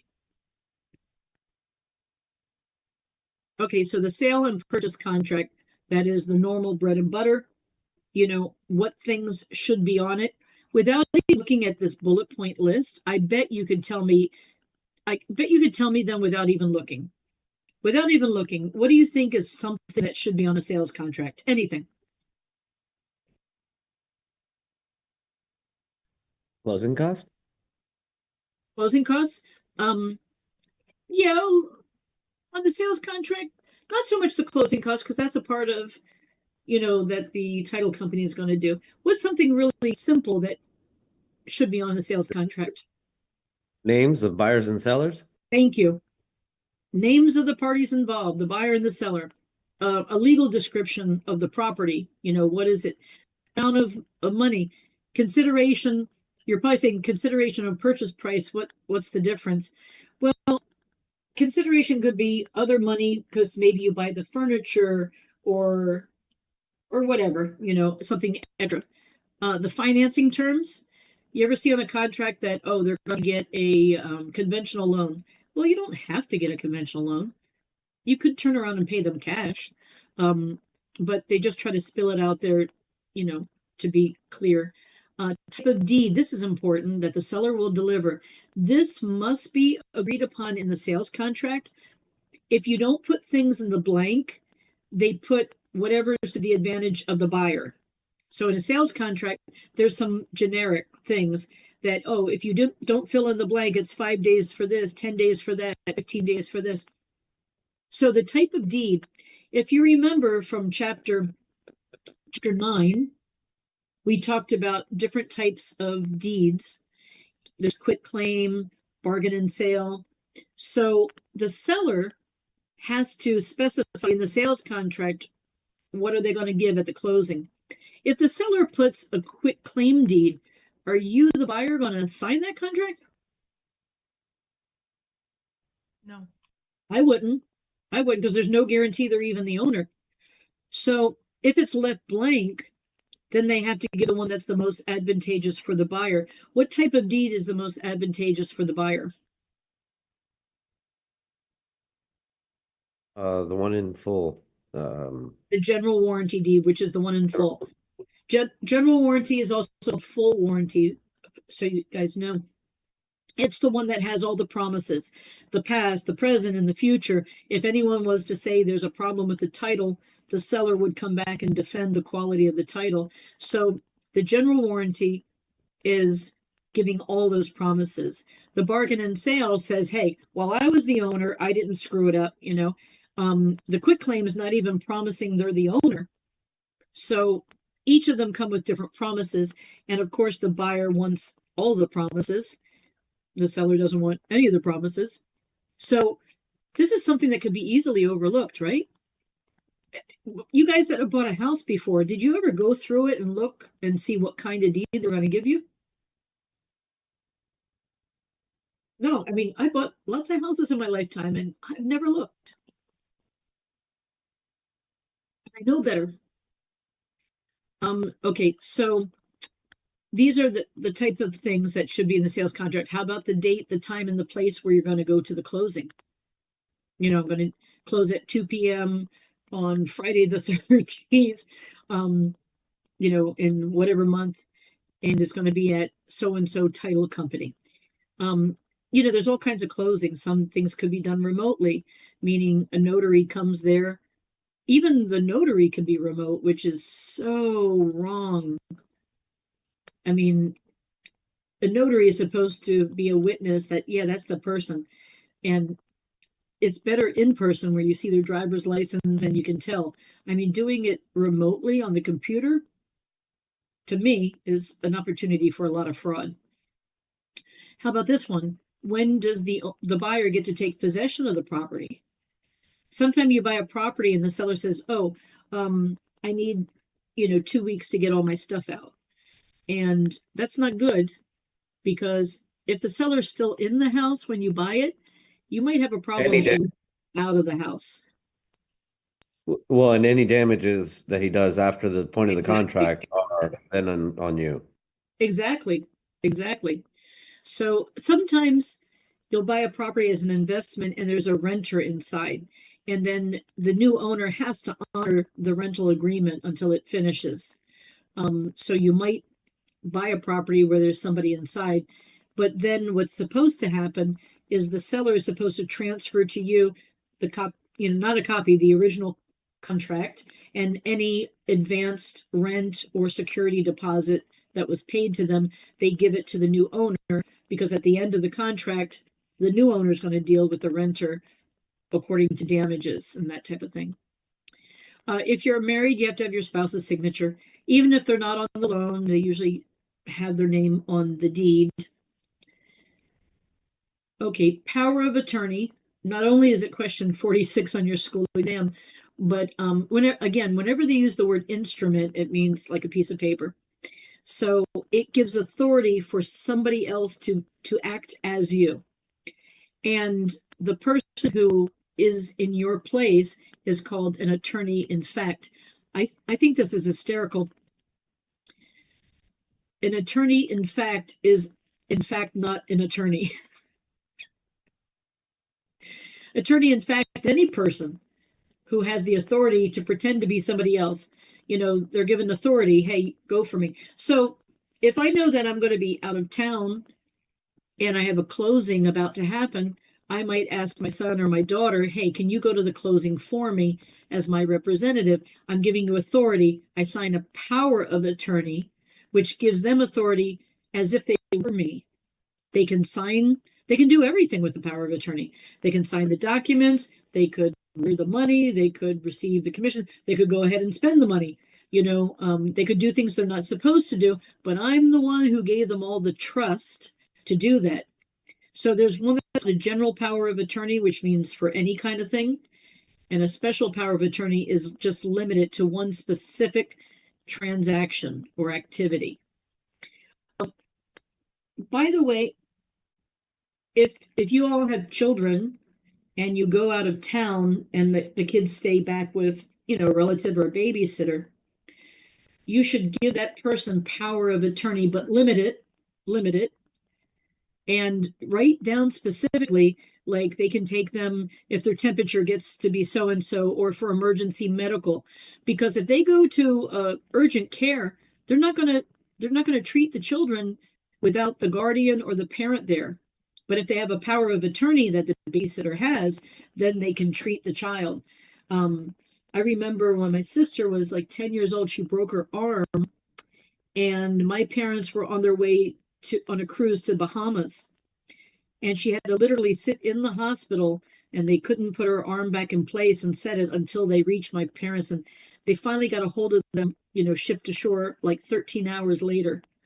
So a power of attorney is important. That's just has nothing to do with real estate. I'm just telling you guys from parent to parent. It's an important thing. Does the real estate power of attorney need to be notarized, or just? Yes. Yeah. A power of attorney has to be notarized. All powers of attorney have to be notarized. And so then you become the attorney in fact. But in fact, you're not an attorney.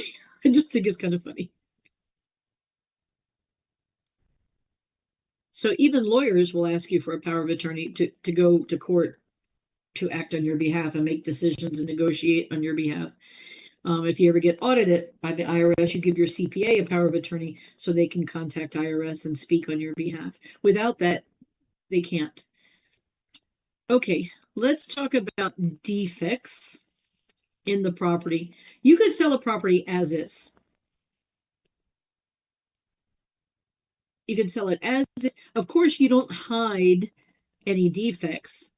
You sell the house. Hey, listen, it needs a new roof. We had some mold in this room. There's a broken this, there's a broken that, but I don't have the money to fix it. I'll discount it off of the price, but I'm not fixing those things. I can't. So there's a lot of times that happens, especially after the hurricane. Oh my God, I'm trying to sell my house in Bella Colina and it needs a new roof. And I thought I could put it for sale and just tell everybody, oh, I will give you credit for it. But people don't want to have to deal with problems, when they buy a house. So as is, you can sell it as is, but again, you're not hiding any defects. Okay, information that is not a material fact does not have to be disclosed. You don't have to mention if somebody committed suicide in the house. You don't have to mention if the previous owner had AIDS. Anything that is a stigma on the property. If it has ghosts, you don't have to mention that. And they added this law because of AIDS, because before that, they didn't have this law. And people got upset. Hey, you didn't tell me the person in this house died of AIDS. Today it would be like, COVID a couple of years back. Hey, you didn't tell me the people in this house all had COVID and died from it, because we didn't know enough about COVID when it first came out. How long do those germs last? Is it transferable by the air, by saliva, by touch? And AIDS was that way.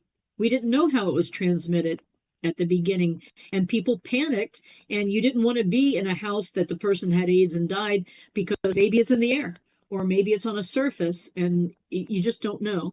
So they came up with this law saying if it's not material to the physical building itself, you don't have to disclose it. So if it's not like the chimney is broken or the smoke detector is not broken, you don't have to mention reputation, stigma, if somebody was murdered in the house, if it was crime, if it was a meth lab. I would want to know all of those things as a buyer, because maybe people come to the house not knowing you're the new owner. They still think it's a meth lab, or somebody was killed there and someone's getting revenge. I would want to know. But as a real estate agent, you're not allowed to discuss anything that stigmatizes the property with any of those examples. Things you are allowed to talk about is rate on gas. And it's not saying that the seller has to test for it. You're just educating the buyer that if they care, they can have a test done. They have the right to do a radon test in the house at their own expense. So radon gas, it's everywhere. Radon is nature. Something dies, decomposes, it releases radon gas. It's a thing. You go to a cemetery, trust me, if there's a lot of people just recently buried, you're breathing radon gas as you go there. But if you have a lot of concentrated radon gas in a long period of time, it can give you lung cancer. So in a closed area, radon gas wants to escape, but you wouldn't know it's there. It's odorless, it's tasteless, so you can't smell it, you can't taste it. So how do you know it's there? There's little tests you can get from Home Depot and test for radon gas. Best thing to do is open up your windows every so often and let the natural gas escape. Another thing is lead-based paint. I don't know why that highlights so much. Just want to do that. Okay, any house built before 1978, it has lead-based paint because they made pipes with lead. They made paint with lead. So they discovered, some people in a house after it's been freshly painted, they got watery eyes, they got headaches, they were having a hard time breathing. And back then, there was always lead in the paint because it's stronger paint, it stays. If you ever been in New York, you go like, if you go to the bowels of the apartment complex and see all the pipes, they're painted with layers and layers and layers of lead-based paint. And you can tell because you'll see it peeling off and it'll be like layers and layers and layers of paint. The only thing that sticks to lead is lead. So they used to make all the pipes with lead And so you could get lead poisoning if it's not changed. If you're breathing lead, like if you're near, imagine if you lived underneath the highway before 1978 with all the lead gas fumes coming out of cars. That's really how they discovered it. They noticed a lot of people that were either homeless living, underneath a highway, or people in cheap housing right next to a highway. They were having a lot of brain tumors. And it's because there was lead in the air that the people were breathing.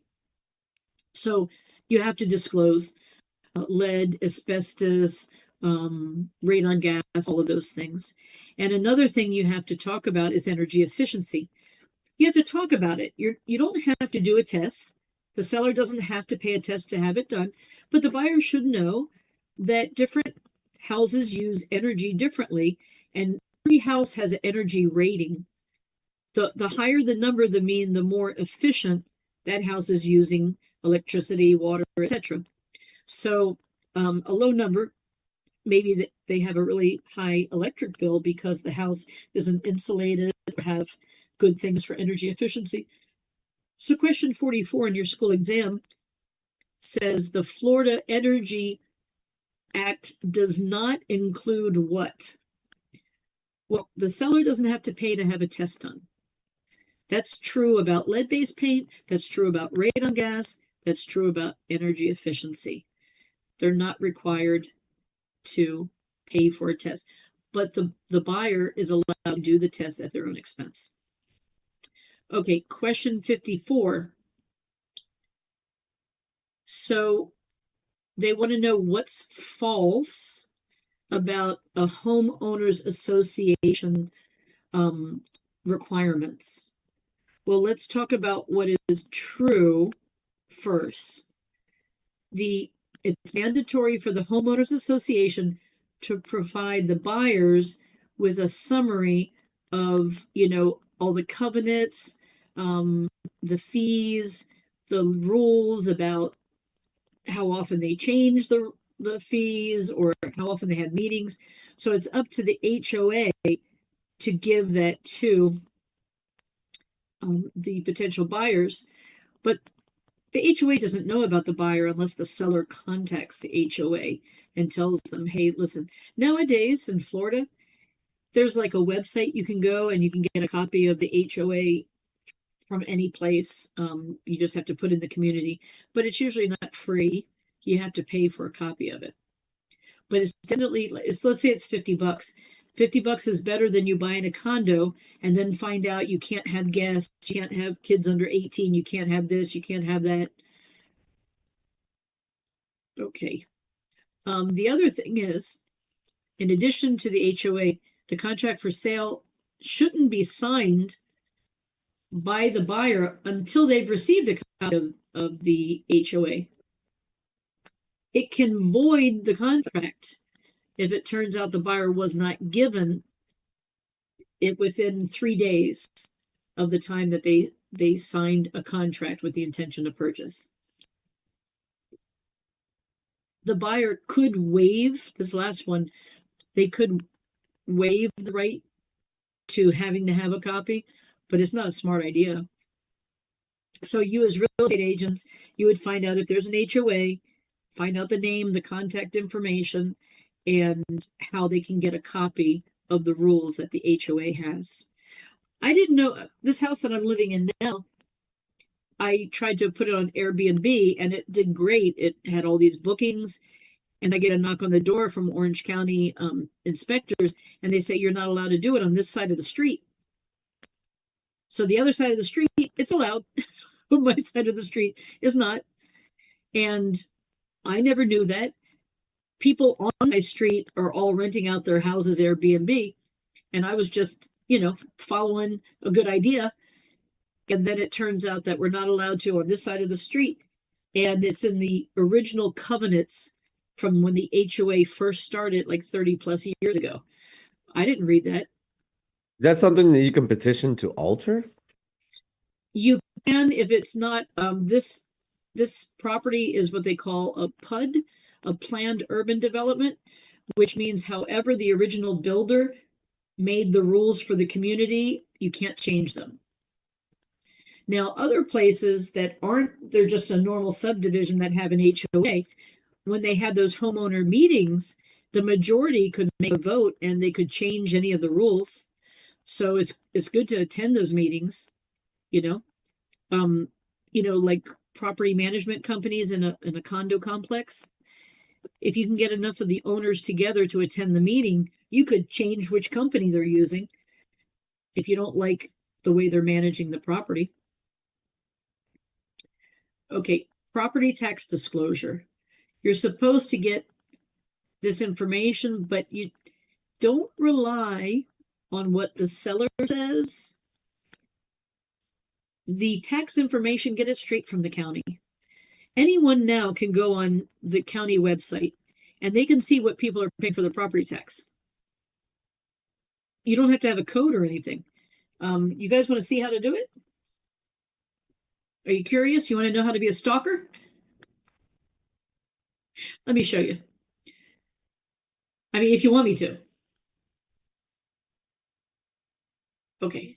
Yes, yes. Or Okay. All right. So let me just get rid of something that you're not supposed to see. Okay. I'm going to show you that. Are you seeing a picture of Japan? Or are you seeing the book? It's the book. There, the I see book. the book. Okay. All right. Just have to make sure because I have two screens that. Okay. So let me go and pull it up. CPA.org. Let me pull it up and then I'll switch it over to the screen where you can see it. This site cannot be reached. Let's try another one.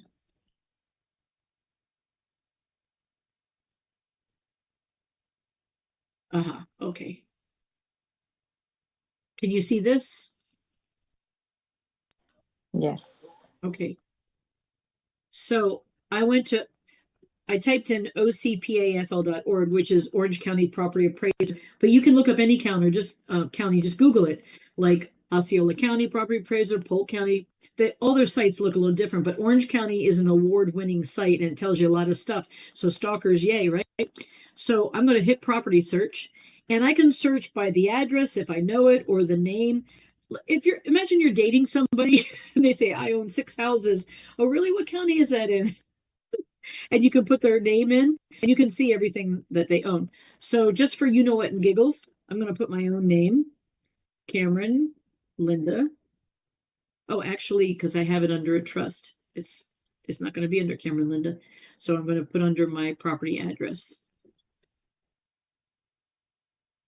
So once you start typing a little bit, it populates and you pick it and then you go search. Okay, so this is a picture of the front of the house. It tells you a lot of things from this site. First of all, I can look up what its current value. So it's assessed by the property appraiser at $351. That's not what I could get for it in the market. I could get more. Usually it's about 85% of what it's really worth. But I can look at every time the house sold in the past. I go to sales. Okay, so it was transferred into the trust, quitclaim deed. I bought it back in May 5th of 2016 for $2,001.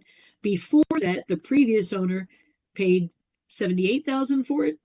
They bought it in 1986. So they had the house from 1986 up until I bought it in 2016.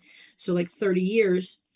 Before that, it was $16,000. That's when it was land. So I can see all the history of any property that sold just by hitting the sales tab. Then I could look up property features. So this is going to tell me, okay, whether it has a pool. So down here, it tells me it has a spa, it has a pool. So I can find out those different things. It will also tell me how many bedrooms, how many bathrooms it has. So this one is a 4-bedroom, 2-bath, and it's 1 floor. It tells me how many square feet in the living area and how much including the garage, which is the gross area. Then I could get even more nosy and say, how much did those people pay for the property tax? The people being me. And here, this little $, tax. Yes, I want to continue to the site. Oh, come on. The site's having an issue. Okay, I'm going to go. It's not where I want to be. Continue to the site.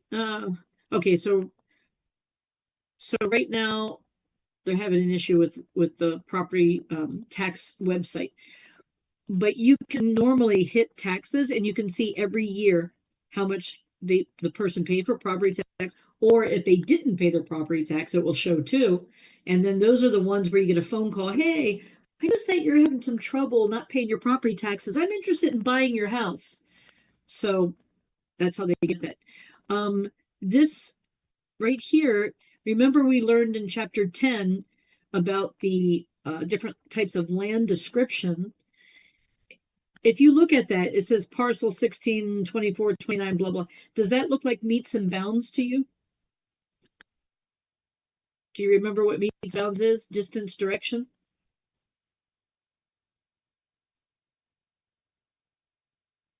It's not meets and bounds.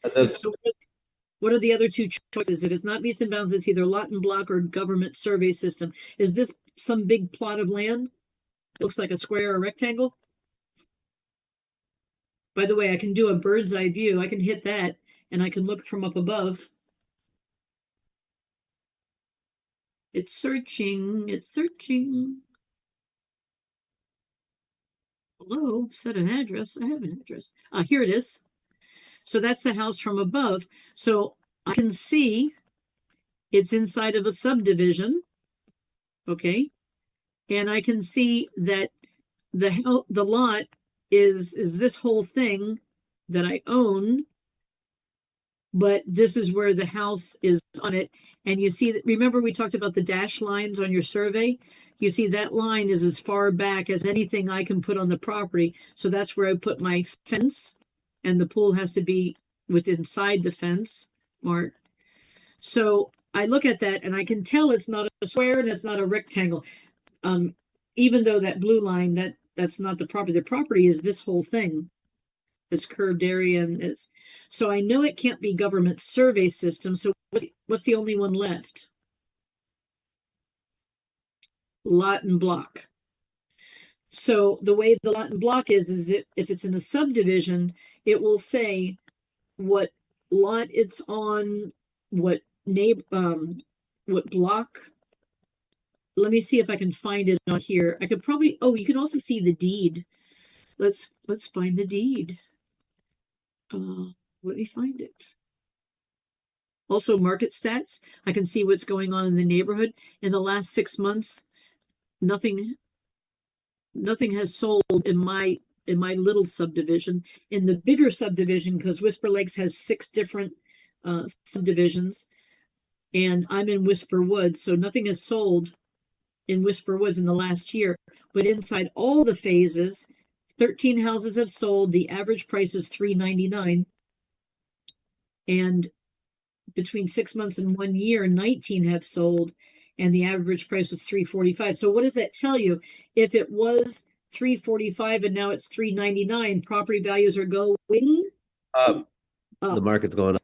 Yep. So in 6 months' time, the average price increased by 50,000.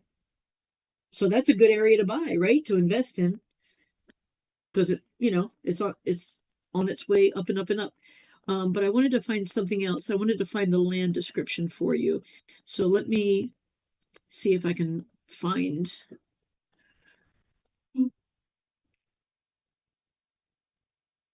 Okay. That is pictures over different years. I can tell because of the cars. That's not what I want. I want the actual deed. Okay, let me see. I'm going to find it for you guys because this is what we're studying. I'm going to look at sales. And you see everything blue is a hyperlink, right? So I'm going to look when I bought it.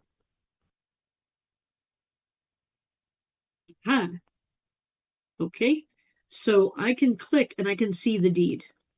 PDF is available. Okay, a warranty deed. So I bought this house with all the promises. So warranty deed is also called full deed, full warranty, general warranty. They're all the same names. So I'm going to look and see right here. This is kind of like a review for the chapter where we did the deeds and the titles, chapter 9.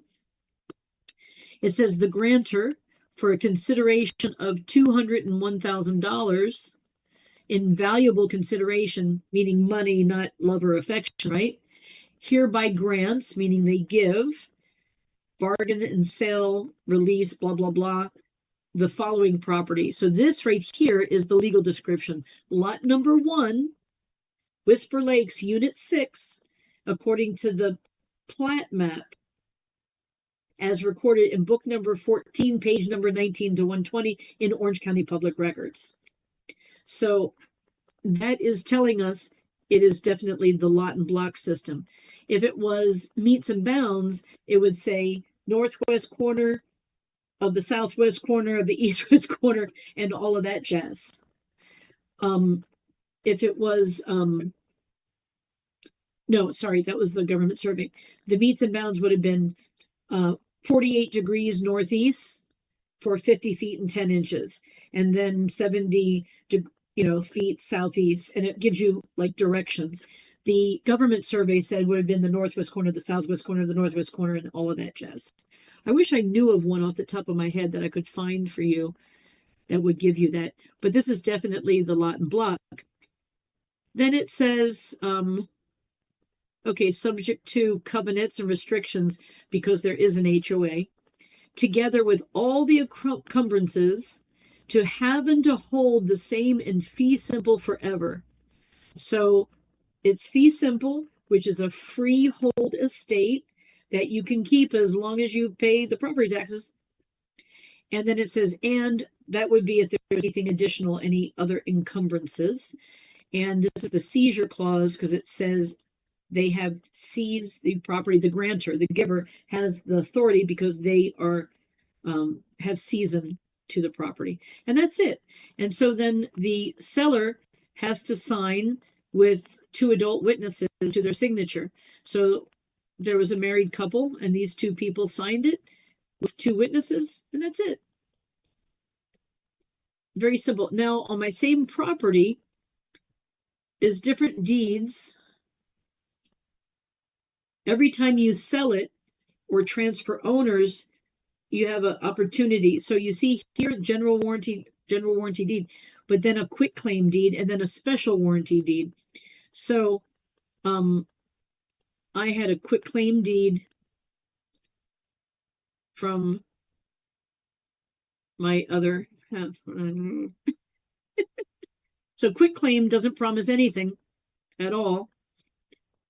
So I received that in quick claim because of, divorce stuff.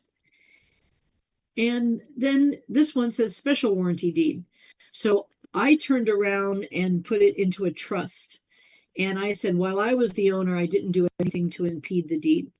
So that's how it works. Then on the bottom of the site, it shows you other properties in the neighborhood. So this one just sold November 22nd for $420. So that just happened. So all of this information is for free. You could do an appraisal from this information. Anyone can do an appraisal.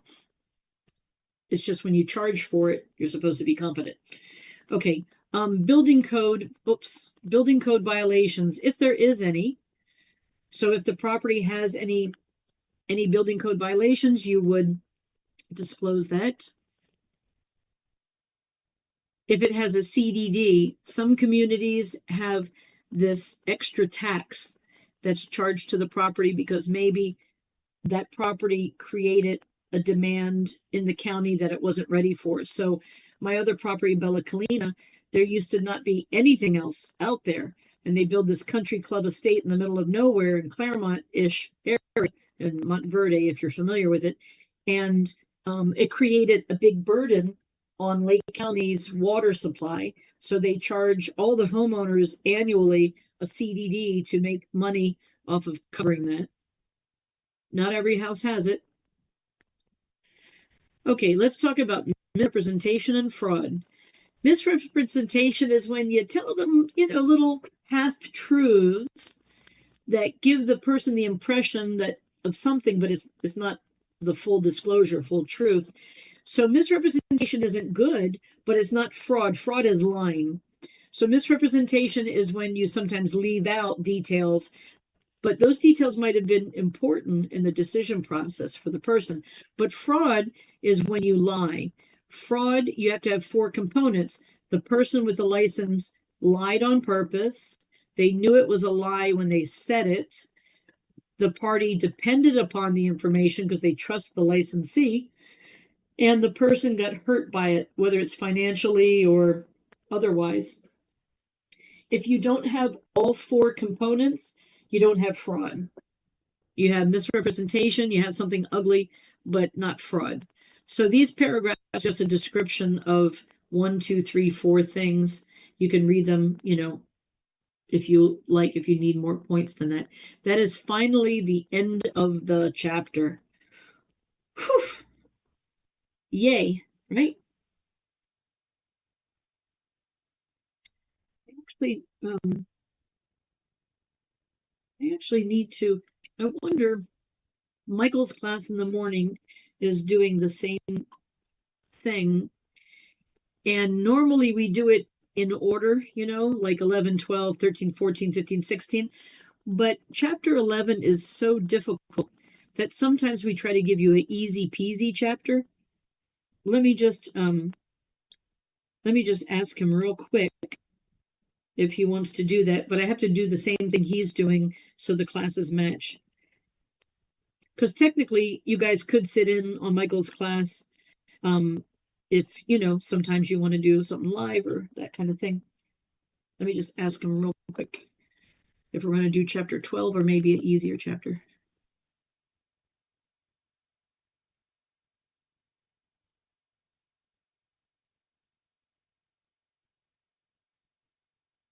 I think it would be nice to give you an easy chapter.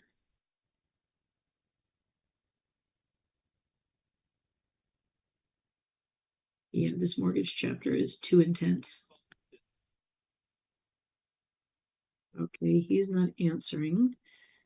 Louis, are you still with us?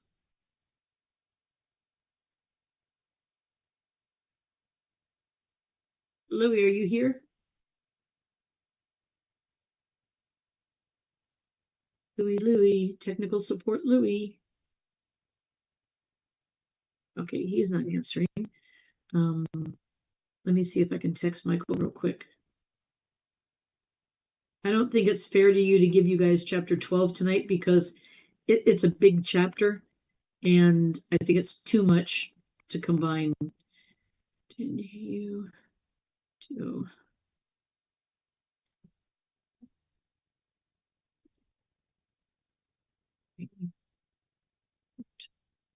If he doesn't answer, I'm just going to make a decision. What do you guys, you tell me how you feel.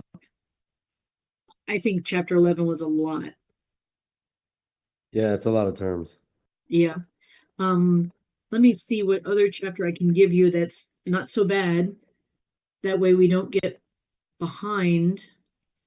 And also, I think 17 and 19 are insignificant chapters. I think they only have 1 question apiece on the school exam, state exam. Let me look. You guys want me to give you the list of how many questions from each chapter? Oh, yes, please. Okay, let me type it. Let me actually I made an Excel spreadsheet on it and I can just put it. How do you put stuff in the, can you download stuff and put it in the chat? Is that a thing? Also, How? I'm gonna find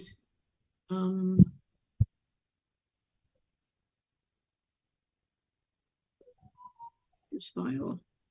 Okay. File do you have the exam. math of our email addresses? I do not. You know what I'm going to do is I'm just going to type it on the board and let me do a whiteboard and I'll just write it, okay? Because I don't see. I checked the live that he did this morning and he did chapter 12. Oh, he did do chapter 12? Yeah. It's a lot. Okay. Let me see if. Okay, I'm still going to give you guys, you know, the list here of. Let me do a whiteboard.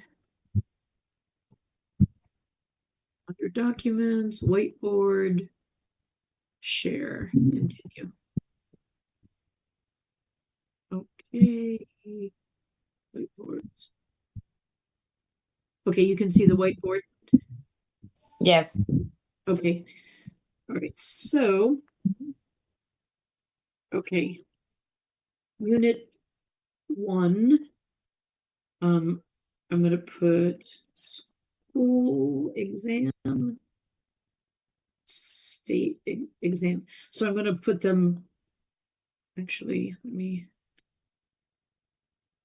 do it underneath. Okay. Unit 1. So I'll put the school exam first and then the state exam, okay? So unit 1 is 1 and 1. Unit 2 is 6 and 6. Unit 3 is, wait a minute. It doesn't look right. So the first number is the school exam, right? Yeah. You know what? Some of these don't look right. Let me double check. Let me put the state exam. So unit 1 has 1 question. Unit 2 has 6. Unit 3 has 2. Unit 4 has 7. Oh. Unit 5 has 8. Unit 6 has 3. Unit 7 has 3. Unit 8 has 8. Unit 9 has 7. Unit 10 has 5. Unit 11 has 12. 12 has 9. Unit 13 has 4. Unit 14, 6. Unit 15 has 1. Unit 16 has 8. 17 has 2. 18 has 3. And 19 has just 1. I think we could do chapter 15 and chapter 19. Miss Linda, Yeah, how many did you say chapter 14 had? 14 has 6. 13 has 6, 14 has. No. Are you looking at the screen? Oh no, ma'am. I was just writing it down to your Okay. voice. 13 has 4. 14 has 6. Okay, cop. Okay, and then let's see where I wrote down.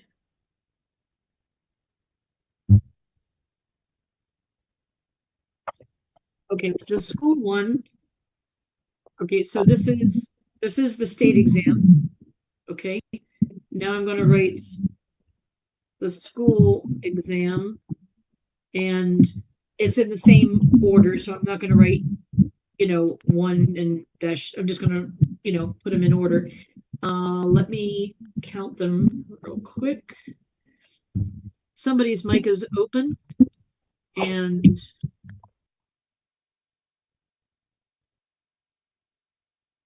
I am okay. So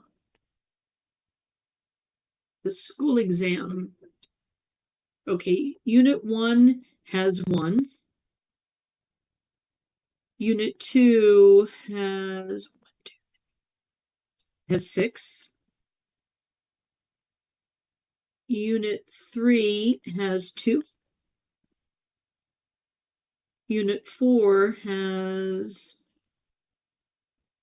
2, 3, 4, 5, 6, 7. 3, yep, 7. Unit 5 should be 12. 1, 2, 3, 4, 5, 6, 7, 8, 9, 10.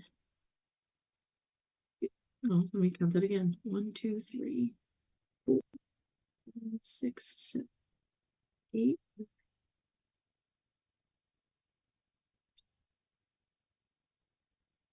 It looks like 13. 2, 3, 5, 6, 7, 8, 9.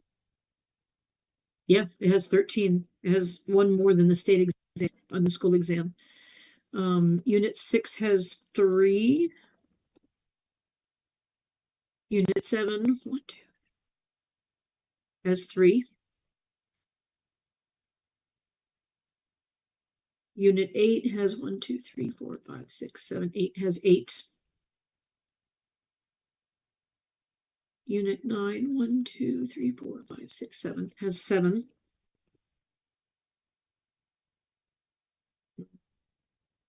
Unit 10, 1, 2, 3, 4, 5 has 5. Unit 11, which we did tonight, 1, 2, 3, 4, 5, 6, 7, 8, 9, 10, 11. Has 11. Oh, sorry. Unit 12 has 1, 2, 3, 9. Has 9. Yeah, it has way too much for us to do tonight. I'm gonna give you easy chapters, and we're just gonna be different. Chapter 13 has 1, 2, 3, 4. 13 has 4. 14 has 1, 2, 3, 4, 5, 6 has 6. Chapter 15 has 1.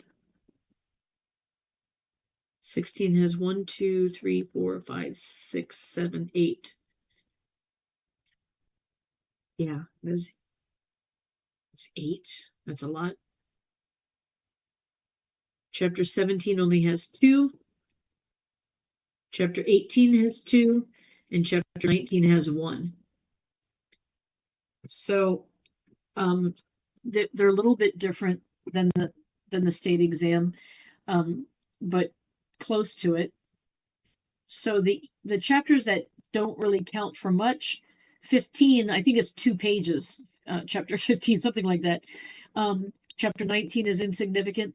I think if we knock those 2 out, that way you're not going to be too tired because they're simple chapters, and they're very insignificant. So if you're brain dead at this point, they only count for 1 point apiece. So let's do chapter 15 and 19. Do you guys agree? Yes, Linda. Yep. Okay. Okay, so each of these only have 1 question. So can I get rid of the whiteboard? Everyone have that copied? Yes, ma'am. Yes. Okay, so let me share the textbook.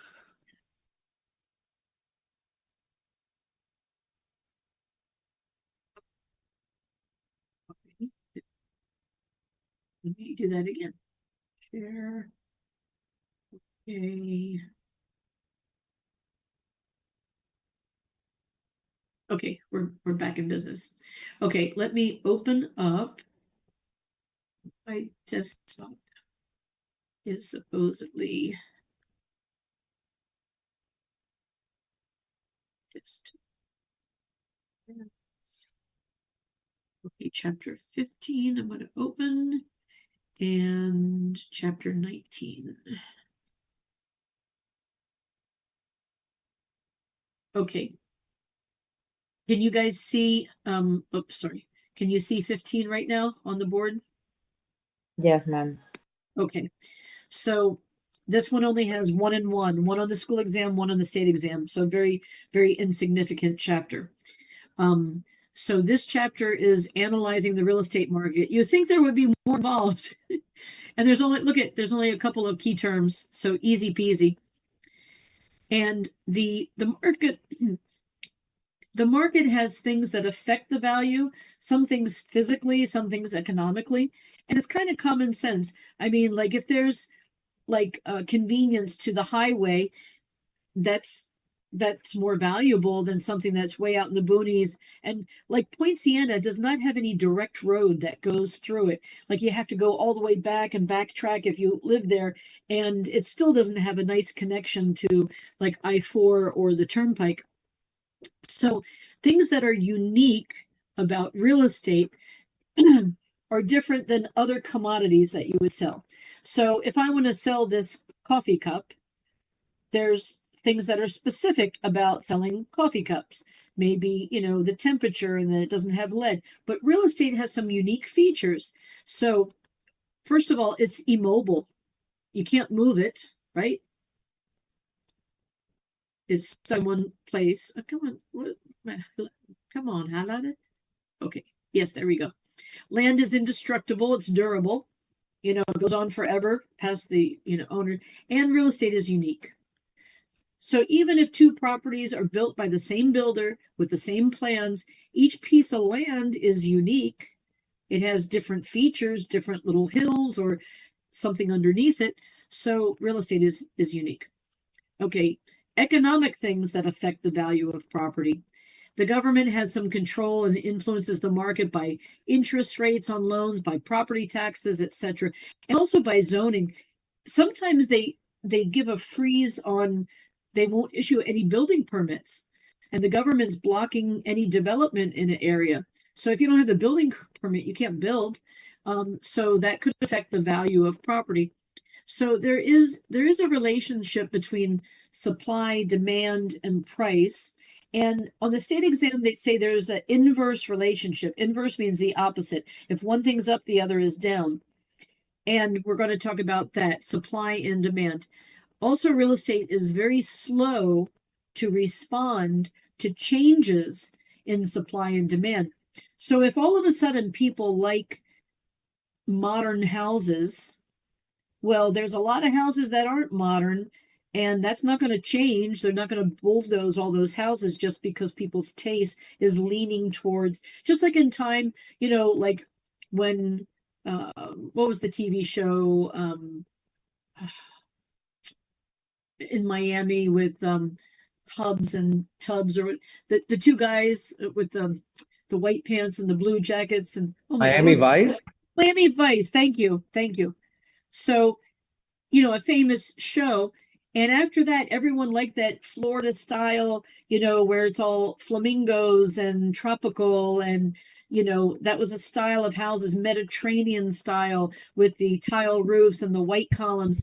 But, you know, times change. But real estate doesn't change quickly. So, and then there's a preference to area. People might like one neighborhood over the other. And you're saying, I don't understand. My house is right next to it. It's across the street. Yeah, but it's not in the same subdivision, and maybe people like it. Like Hunters Creek. If a house is within Hunters Creek, it's worth more than it is in Sky Lake or South Chase or other neighborhoods that are close by. And it's just preference. So why do people like one side of the road more than the other? You know that when you go to a shopping center, one will be packed and the other one will be abandoned and about to close down. So there's no rhyme or reason. It's just people's preference. So don't get confused between supply and demand. To affect the supply of housing, there's only 4 components that you have to have. Well, let's start more basic. You have to have land to build on. You have to have materials to build. You have to have skilled labor to build it. And also you have to have money for all the above. So that thing affects whether there's an extra supply of houses. So sometimes there's a big boom. And if you go out like in Lake County, so many subdivisions going up, They don't have buyers for those. They just feel that that's where the market's going. So they build and build and build and build and make an oversupply of houses. But they have to have the land, the materials, the labor, and the money in order to have the supply. Don't confuse that with demand. Demand is desirability. I changed that word. Instead of demand, I put desire. You want a house in a certain neighborhood. You don't have to have the house. So demand sounds like you're entitled. I demand my rights. No, you want to have it. What affects you wanting to have a property or not? The price of the real estate? How about size of your house?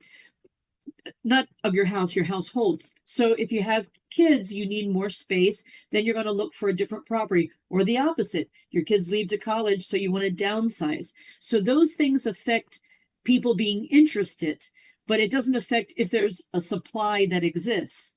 So demand, desire to have a different home doesn't depend on if the supply is already there. It's independent. So people want something, but maybe it's a dream house. It doesn't exist. Okay. So price can affect the desirability, size of your family, income, so you can apply for a loan, availability of mortgage credit if you need to borrow money, and of course, consumer taste and preference. So there's a difference between supply and demand. Don't confuse the two. So question 84 on your school exam. Miss Linda, is this the Yes. updated one? Because I just took this off my student platform or student dashboard before moving on to this chapter. Yes. And mine has that variables that influence demand as question number 19. Yours 84. So I just want to know which one is correct. I don't know if yours is the new one or You know what? These are all supposed to be the updated ones.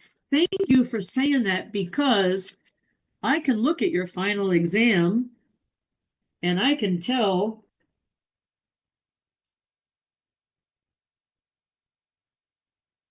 You know didn't what? want to interrupt. No, this one that I have isn't the up to date. What you have is up to date. You have Okay, question correct. So 19? 19 is correct, is where variables that influence, it has price of real estate as the highlighted term. And it's on page 354. 354, which is the page I'm on. And yeah, so yours says 19. So you That have is an correct. So you have an updated one, and I have to get Louis on this to tell him. Yeah, because I'm looking at the question. The question is, which variable influence demand? That's the question. And they're going to try to confuse you between supply. I'm going to look at the exact choices they give you because I can. If you don't mind, I will give you the exact, I don't give you mind a- at all. give you a little extra bonus information here. Let me see.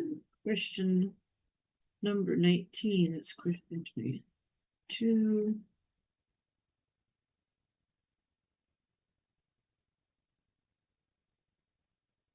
Okay, where are my missing pages?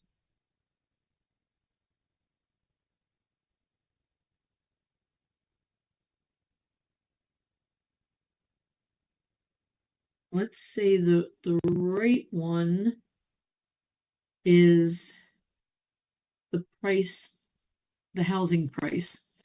So this just might be your answer for question number 19. Ignore this 84. I got to get on to Louis and tell him. I'm glad you said that right away, Dorian, because there's only one question in this chapter, and that's it. And the question is exactly, which of the following variables influence the demand for real estate? And there's all of these you could choose from, but the wrong answers are going to come from here.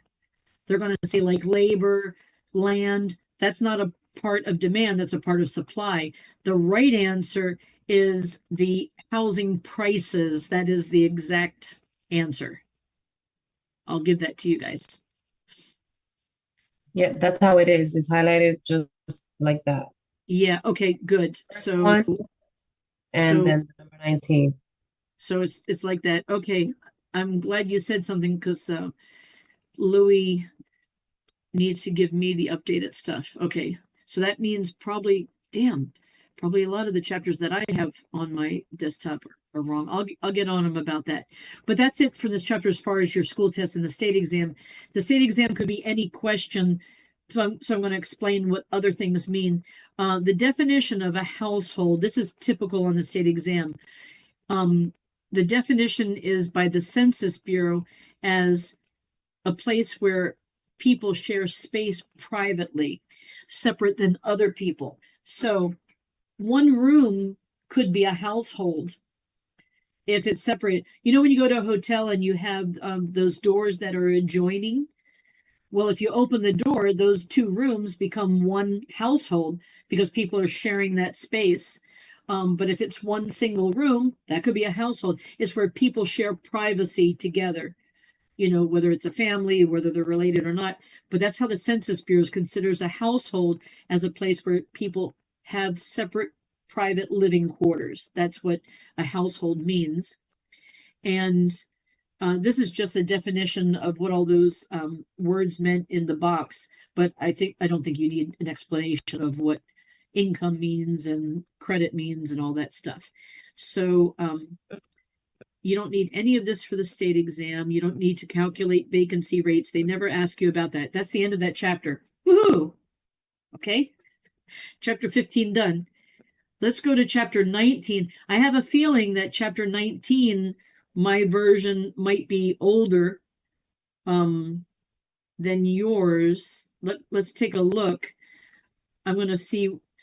Chapter 19 only has one question. For me, let's see what it is. I'm downloading it like as we go. Okay, that's a good idea. Okay, so what number? Okay, so it's definitely not this here. It's on page 433. Yeah. Okay, and It's where it says the formula. this one's easy. Okay, I mean it looks hard, but it's a math question.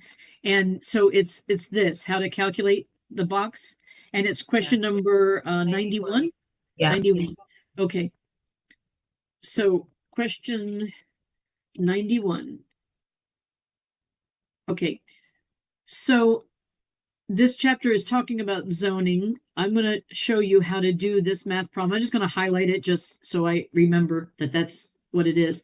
But let me go to the beginning of the chapter and see what else I need to talk to you about. There's not a lot in this chapter. There's one question on the state, one question on the school, and history of zoning. Okay, this is something that a phrase that you could see on the state exam, laissez-faire. You know, they have a lot of French words, Latin words, Greek words, Spanish words on the state exam. Laissez-faire is French, and it literally translates to leave them alone. And that is our government's philosophy when it comes to businesses. Leave them alone, let them make their money, let them make their own rules. The government doesn't control a business how they run it. They don't control the real estate market, what properties sell for. They might make it difficult with interest rates on loans, but they have no control over what people are willing to pay, what they're going to pay, what somebody sells it. It's laissez-faire, hands off. So what do they have an effect with is zoning. And that's how the government can get in the way, by giving authority to build an area or not. The three areas that there is control from the City Planning Commission, your local city planning like Orange County, Osceola County, etc. They have the right to approve or deny subdivision plat maps. So that's when a builder submits it. Site plan, like where the house is on the lot, and sign control. So whether they're allowed to put street signs, stop signs, stoplights, that's the area that they have control over. We learned in chapter 1 that a subdivision plat map is when the builder shows the whole entire neighborhood, and the builder creates the numbers of the lots, and they submit it for approval, and that could be approved or denied. You don't need to know anything about support staff. Okay, calculating per acre. So let me pull up a whiteboard and I'll show you how to do that. Let me look at the question and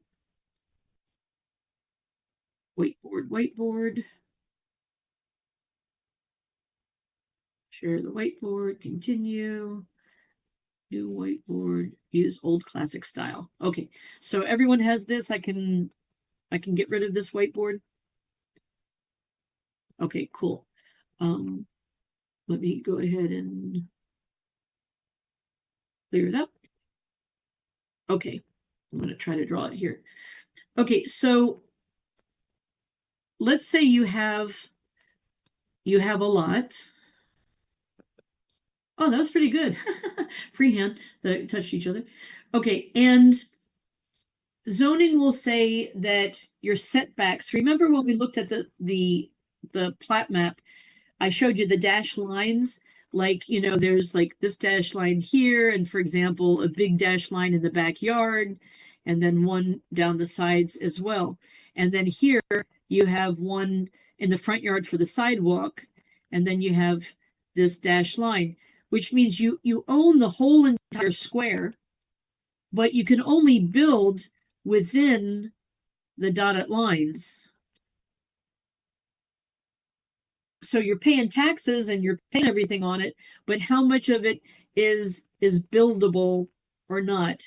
So you find out what amount is buildable because the subdivision plat map will tell you within the area. And then they might say that you have to build at least this much, or each plot has to be this size. So a builder wants to create a subdivision. Let me clean this up a little bit. I'm just trying to explain it to you first before I show you the math. So let's pretend this is a big area, 100 acres. And a builder says, I want to develop it and I want to build a subdivision. I don't want to build just one house with 100 acres. So zoning would have to approve it, but the builder is going to have to designate like the streets. Maybe they do like a cul-de-sac. Let's just pretend this is what the builder does, right? And then the builder tries to make a bunch of lots.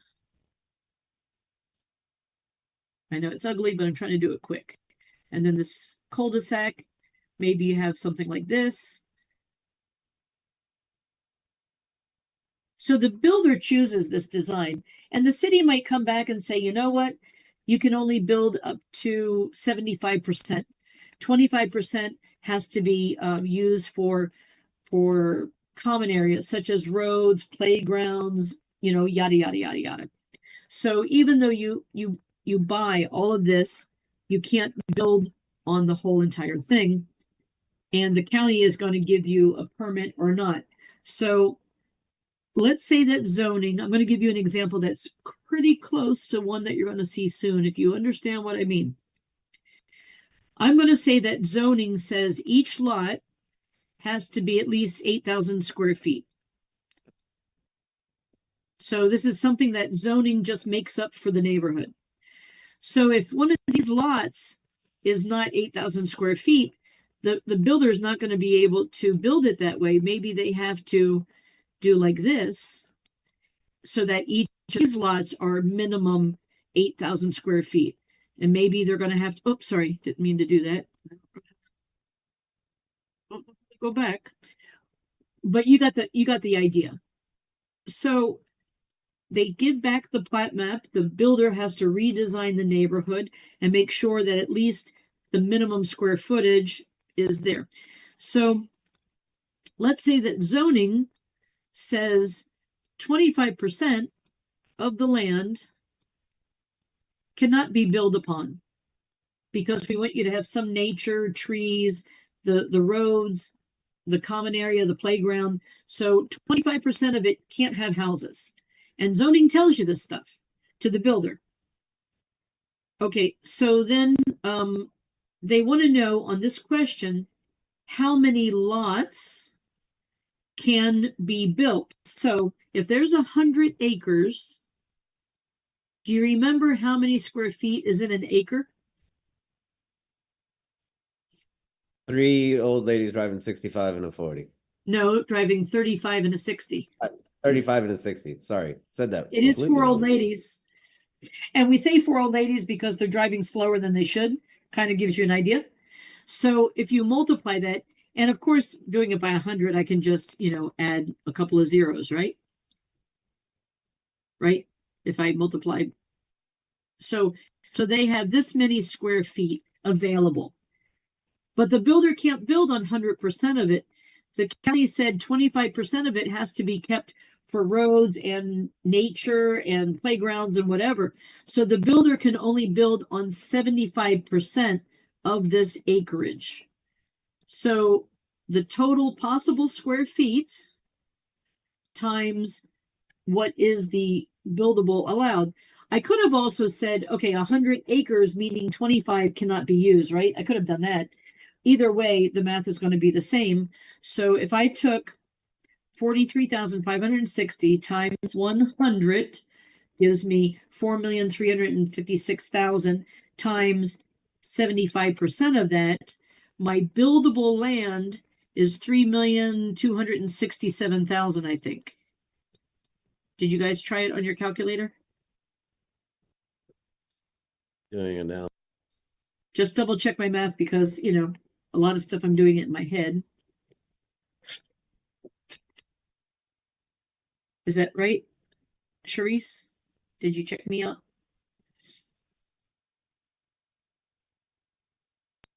3267. Yeah, you're right. Okay, Right on the so money. that's how much is available, but what's the minimum size that the county said each piece of land has to be at least this much? The 8,000, right? So what do you think I should do with this 3,267,000 square feet total to figure out how many houses I can build? Divide everything by Divide the everything by the 8,000. So if I take that and divide it by 8,000 square feet, the result will be how many lots can I build?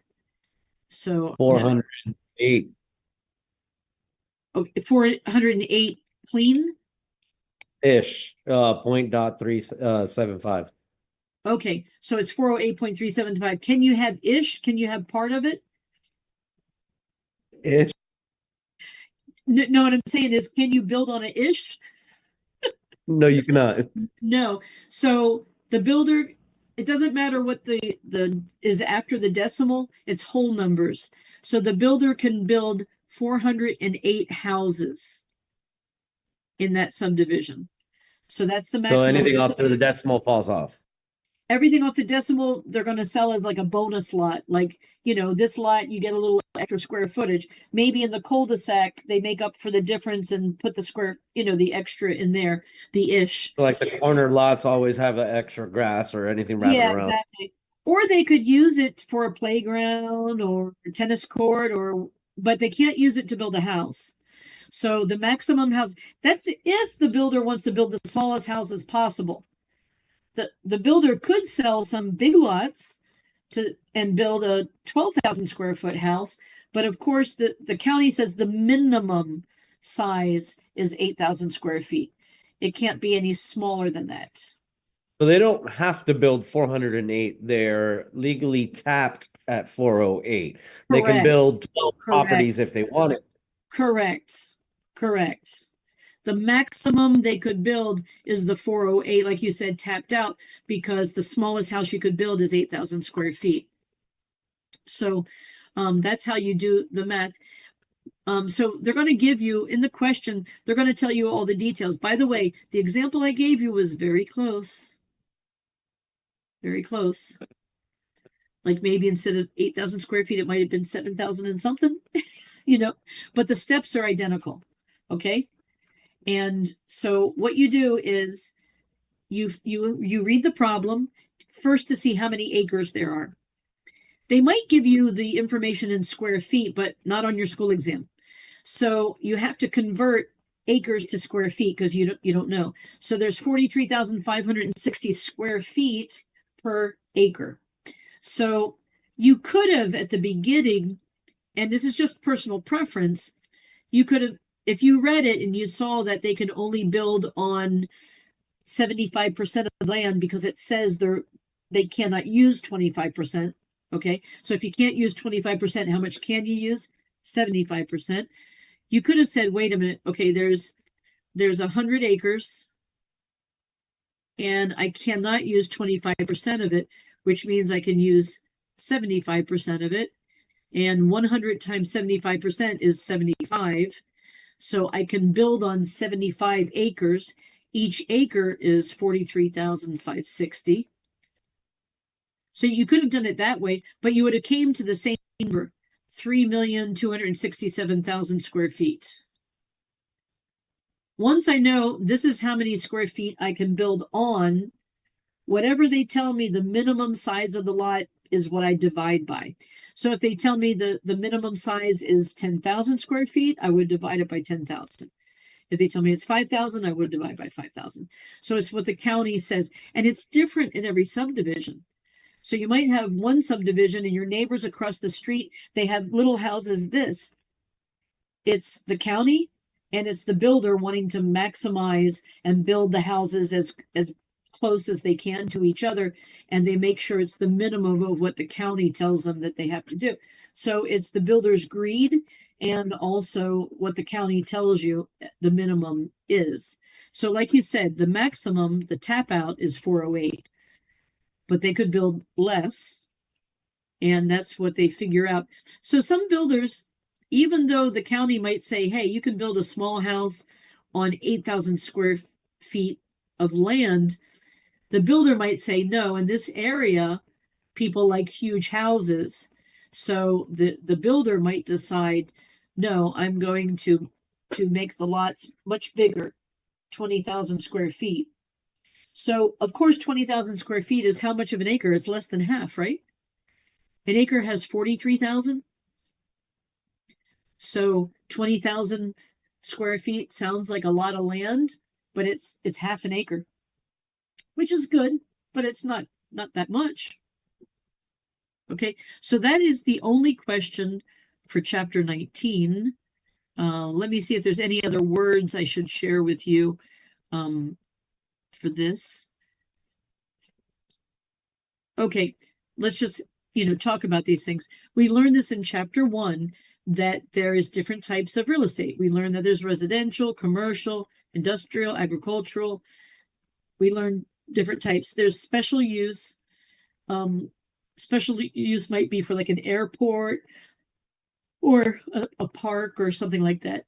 Building codes is what protects the public to make sure that the quality of construction is there in the materials. So when a builder wants a building permit, they submit information to the materials they use. So I just had a new roof put on this house, and the roofer there's a guideline for the state of Florida, what materials, whether it's shingles, whether it's tile, which ones are approved, which manufacturer, and that's to keep people safe. So building codes protect the public by enforcing the building codes. And the best way to do that is by controlling whether they issue a building permit or not. So you can't just build a house and go move into it, even though you own the land, even if you build it yourself. You have to get a permit. The county has to approve it. They have to inspect it along the way before they give you a certificate that says you're allowed to occupy the space. So even if you built it, doesn't mean you're going to get to live in it until they go ahead and do that. So ignore this question number because we know that that's wrong. That's the old test. But I've had this question on the state exam. They say, how do local governments enforce the building codes? That was the question. And the answer is right behind it, by issuing building permits after they review the architectural plans. This was on my state exam and a lot of other people.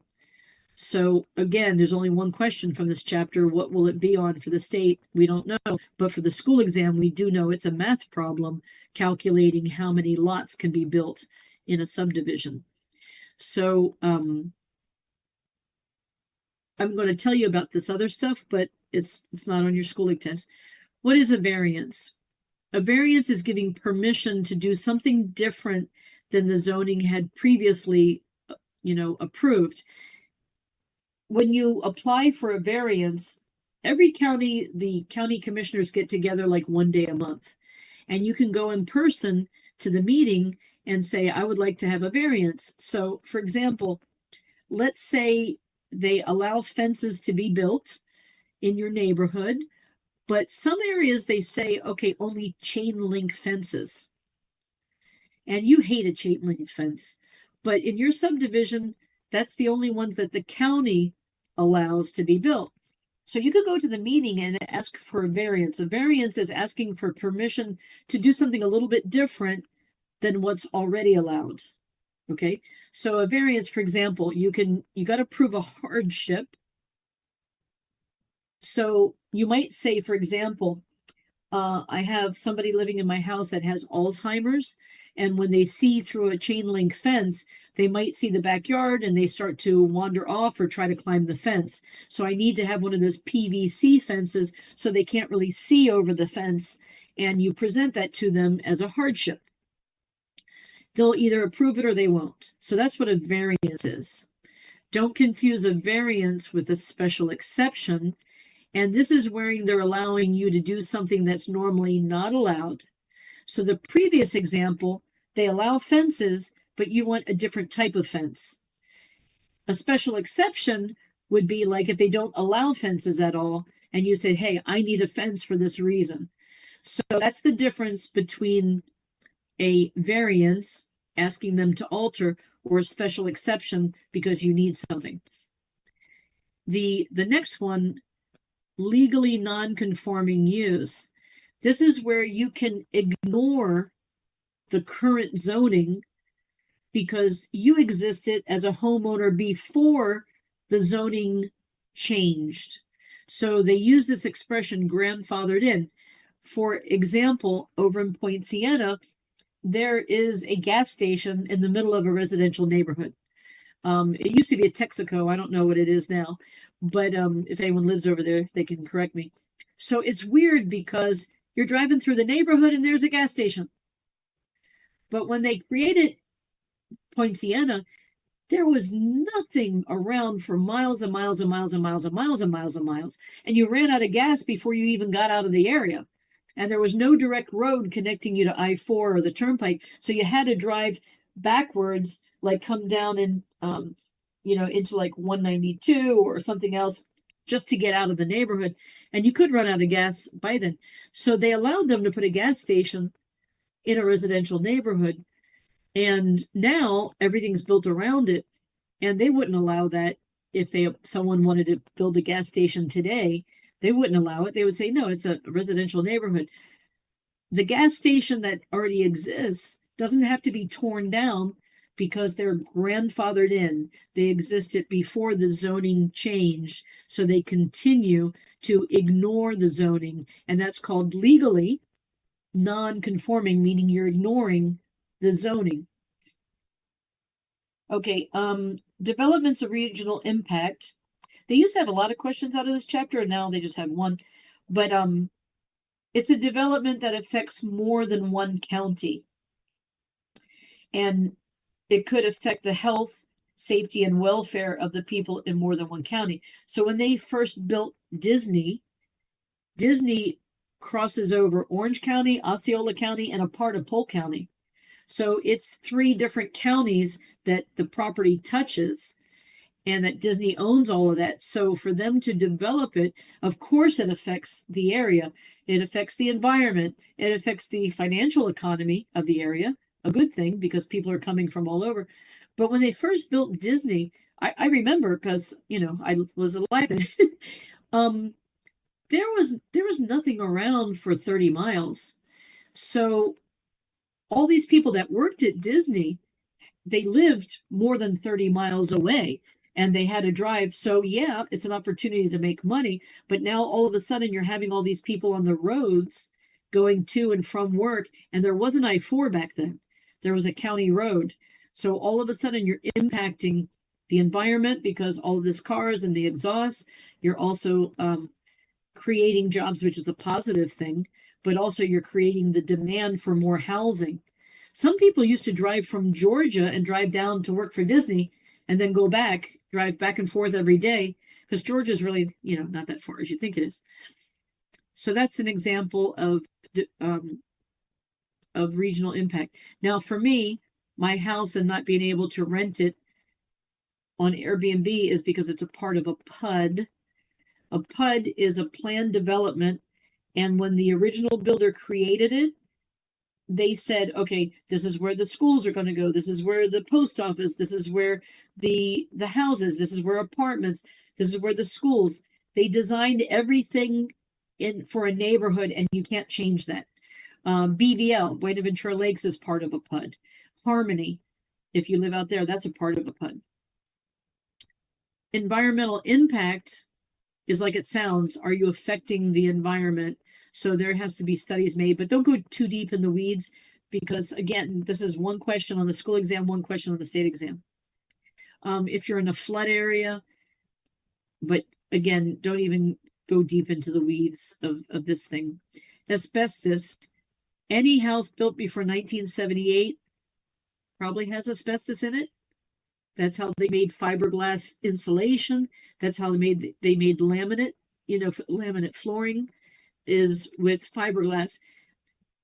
If there's fiberglass in the house, you can't do renovations just yourself. You have to hire a specialist to remove the asbestos. And normally what they do for the flooring is they don't even pull it up. They just put tile or other flooring on top of it. Because when you pull it up, it's when it releases the asbestos into the air. You get that in your lungs, you can develop lung cancer. We already talked about radon gas. We already talked about lead-based paint. If the property has mold, again, not your responsibility to test for it. If the buyer's worried about it, the buyer should do a test. Would destroy organisms is termites. That's it. That's the end of the chapter. But what's on the school exam is just calculating how many houses can you build given the size of the lots and how many acres and the waste. On the state exam, it could be any one of the things we talked about. But the stuff I didn't highlight at all, don't even bother reading it. It's a waste. So that they might ask you, what is a study to see if building affects the environment? That's an environment impact study, kind of common sense. So any questions on these two chapters? Linda, I had a question. Yeah, go for it. I have the updated chapters 1 to 10, but not the 11 to 19. Okay, so Dorian and Charisse, how did you get those updated chapters? Was it just posted today? Literally, you tell me what chapter we're working on, I go to my student dashboard and download it. So it seems like they've all been updated just because they differ a little bit there. But I'm literally getting it as you. Literally every night, so not trying to work ahead because it might have changed in the meantime. Okay. Correct. So that's your answer, Alondra. So it's in your student portal. Okay, thank you. You're welcome. Any other questions for tonight? No, ma'am. I hope that was better. We knocked out those two chapters, so we're a little bit different than the daytime class, but I just think it's overwhelming to do chapter 11 and something else. Michael's able to do it. I might talk too much about contracts because it's such an important chapter. I might really get too deep in the weeds because, you have 12 questions on that? Yeah, but that's good, Linda, that you do that. Okay, so it might be a little bit different. So if you guys plan on sometimes listening to Michael's class, which you're welcome to do, just realize we might be on a slightly different thing, and we'll see you tomorrow. Oh, by the way, you don't have to do the chapter quizzes for 15 and 19. Don't even waste your time. So just 11? Just 11. Okay. Yeah, All don't right, even so bother just 'cause- 11 for tomorrow, right? Yep, that's the only ones. Okay. Good night, everybody. Good Good night, night. Miss Linda. Thank you for everything. Thank you. Bye-bye. Thank you for your patience with me today. Perfectly fine. Thank you.